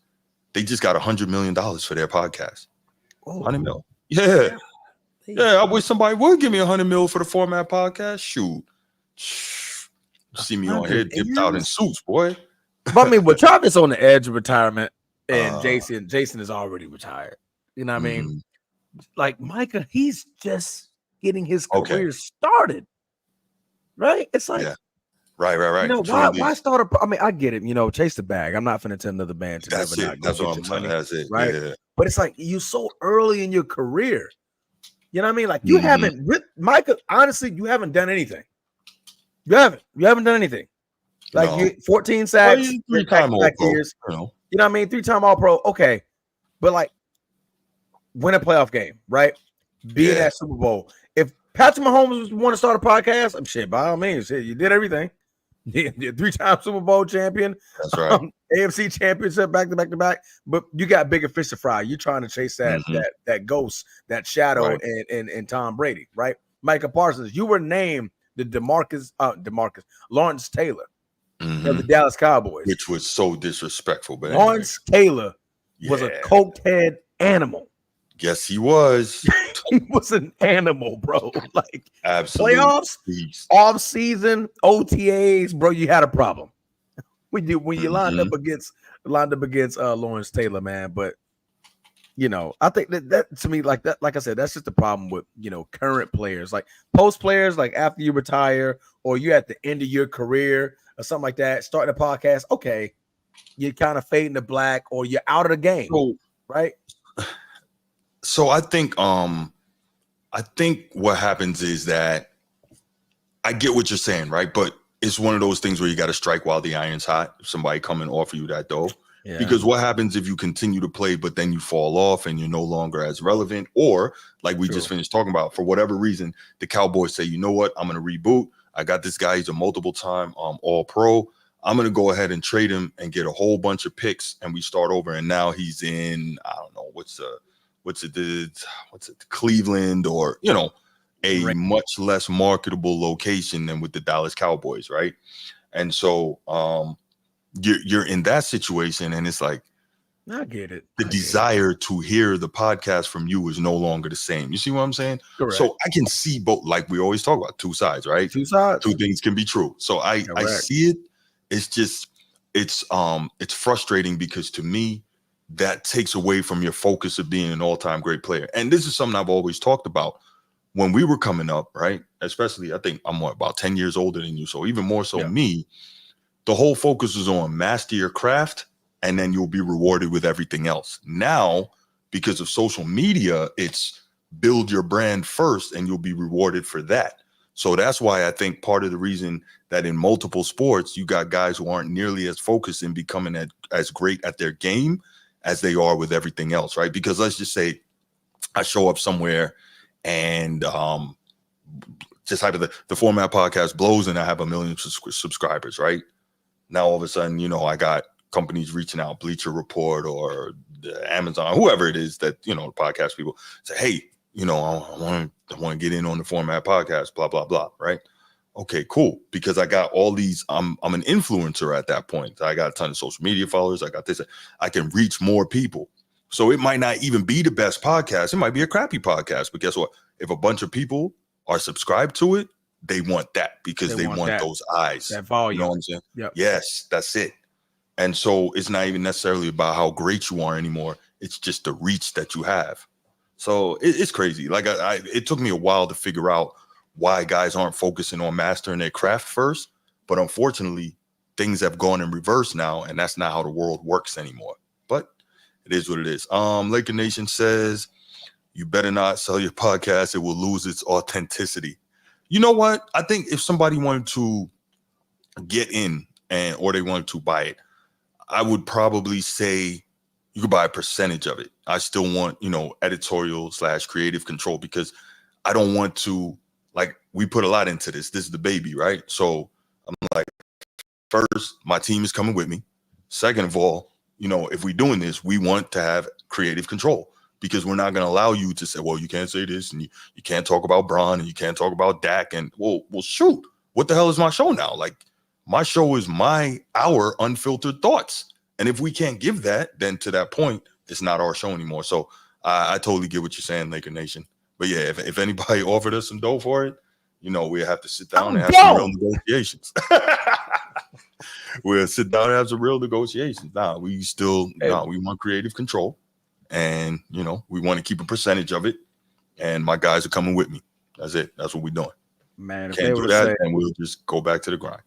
You get 50 million, but the Transformer, you can't be on the podcast. Bruce, if you don't take that fucking 50 million and run,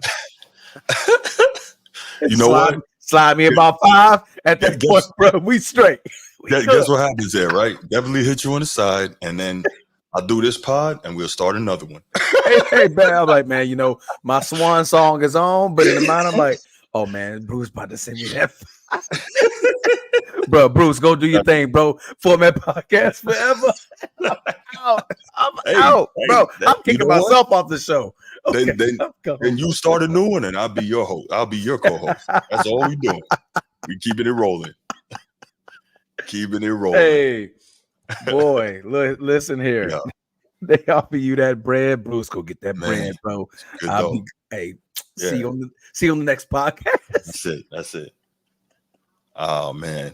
But yeah, so I guess that's what we got, man. Michael Parsons and these athlete podcasts and dudes not being honest, and back to Michael Parsons flat out lying out here and being disingenuous and faking and acting like he doesn't know, the great advantage of having the star on his helmet and trying to play out his quarterback after last year. He was trying to play us out, and I don't know, man. I don't know what's going on, but as an athlete, bro, it's so much that you got to worry about, right? Mm-hmm. Like being a professional athlete, it's not easy. Mm-hmm. You know what I mean? No. Like I've trained with professional athletes. I've worked with professional athletes. Played for San Francisco. Mm-hmm. Couple of NBA players, couple of Cowboy players that I've actually got to work out, train with. Mm-hmm. Their mind is all over the place. Like in the off season, they truly only get 30 days. It's 30 days of an off season where you just okay, whoa, what just happened? You know what I mean? To add on a podcast, well, now you only have to be mindful of the sport that you're playing. You got to be mindful of other teams, other games that are going on, other players, what's being said in the media, now what's going on Twitter, now what's going on all the airwaves on YouTube.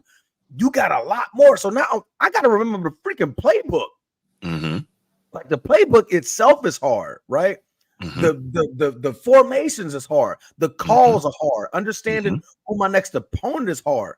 Mm-hmm. But now you're trying to add on podcasting, being being knowledgeable in the media, that's where you start like your brain starts becoming cluttered, and you're like, yo. So I get all that, but chances are, if you got a show like this, you also probably have a researcher, you got producers, you got all that. So it's not like this show where we got to do all this ourselves by hand, right? We got to do our own research. We got to do our own prep. We got to build our own overlays. We got to, cut our own B-roll and all that, right? It's a different thing when you have a show like that. And I'm not saying that there's nothing to it and there's not, I agree with what you're saying, but I would say for them doing a podcast is a lot easier than it is for us to do a podcast. So I get, again, two things could be true. You still got to be knowledgeable though, right? Mm-hmm. It's the knowledge aspect, because like a researcher can tell me about something, but I still have to be knowledgeable on it. Like I can't just be like, okay, Dak Prescott threw for 400 yards a day. Right. And you tell me that as a researcher, I'm like, yeah. Man, Dak threw for 400 yards a day, man. He balled out. But if I didn't watch the game, I didn't know that 250 of that came in the fourth quarter. Right. When they were down 30, right? So 3 touchdowns. That part, right? No, you know what I mean? So yeah. No doubt.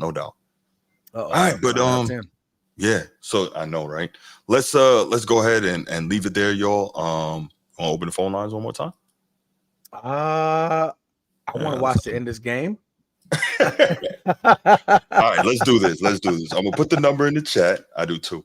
904-219-8264. We'll take one call. You got 90 seconds. If somebody don't call within 90 seconds, that's the end of the show. And y'all pray for A&M for me. Giggle.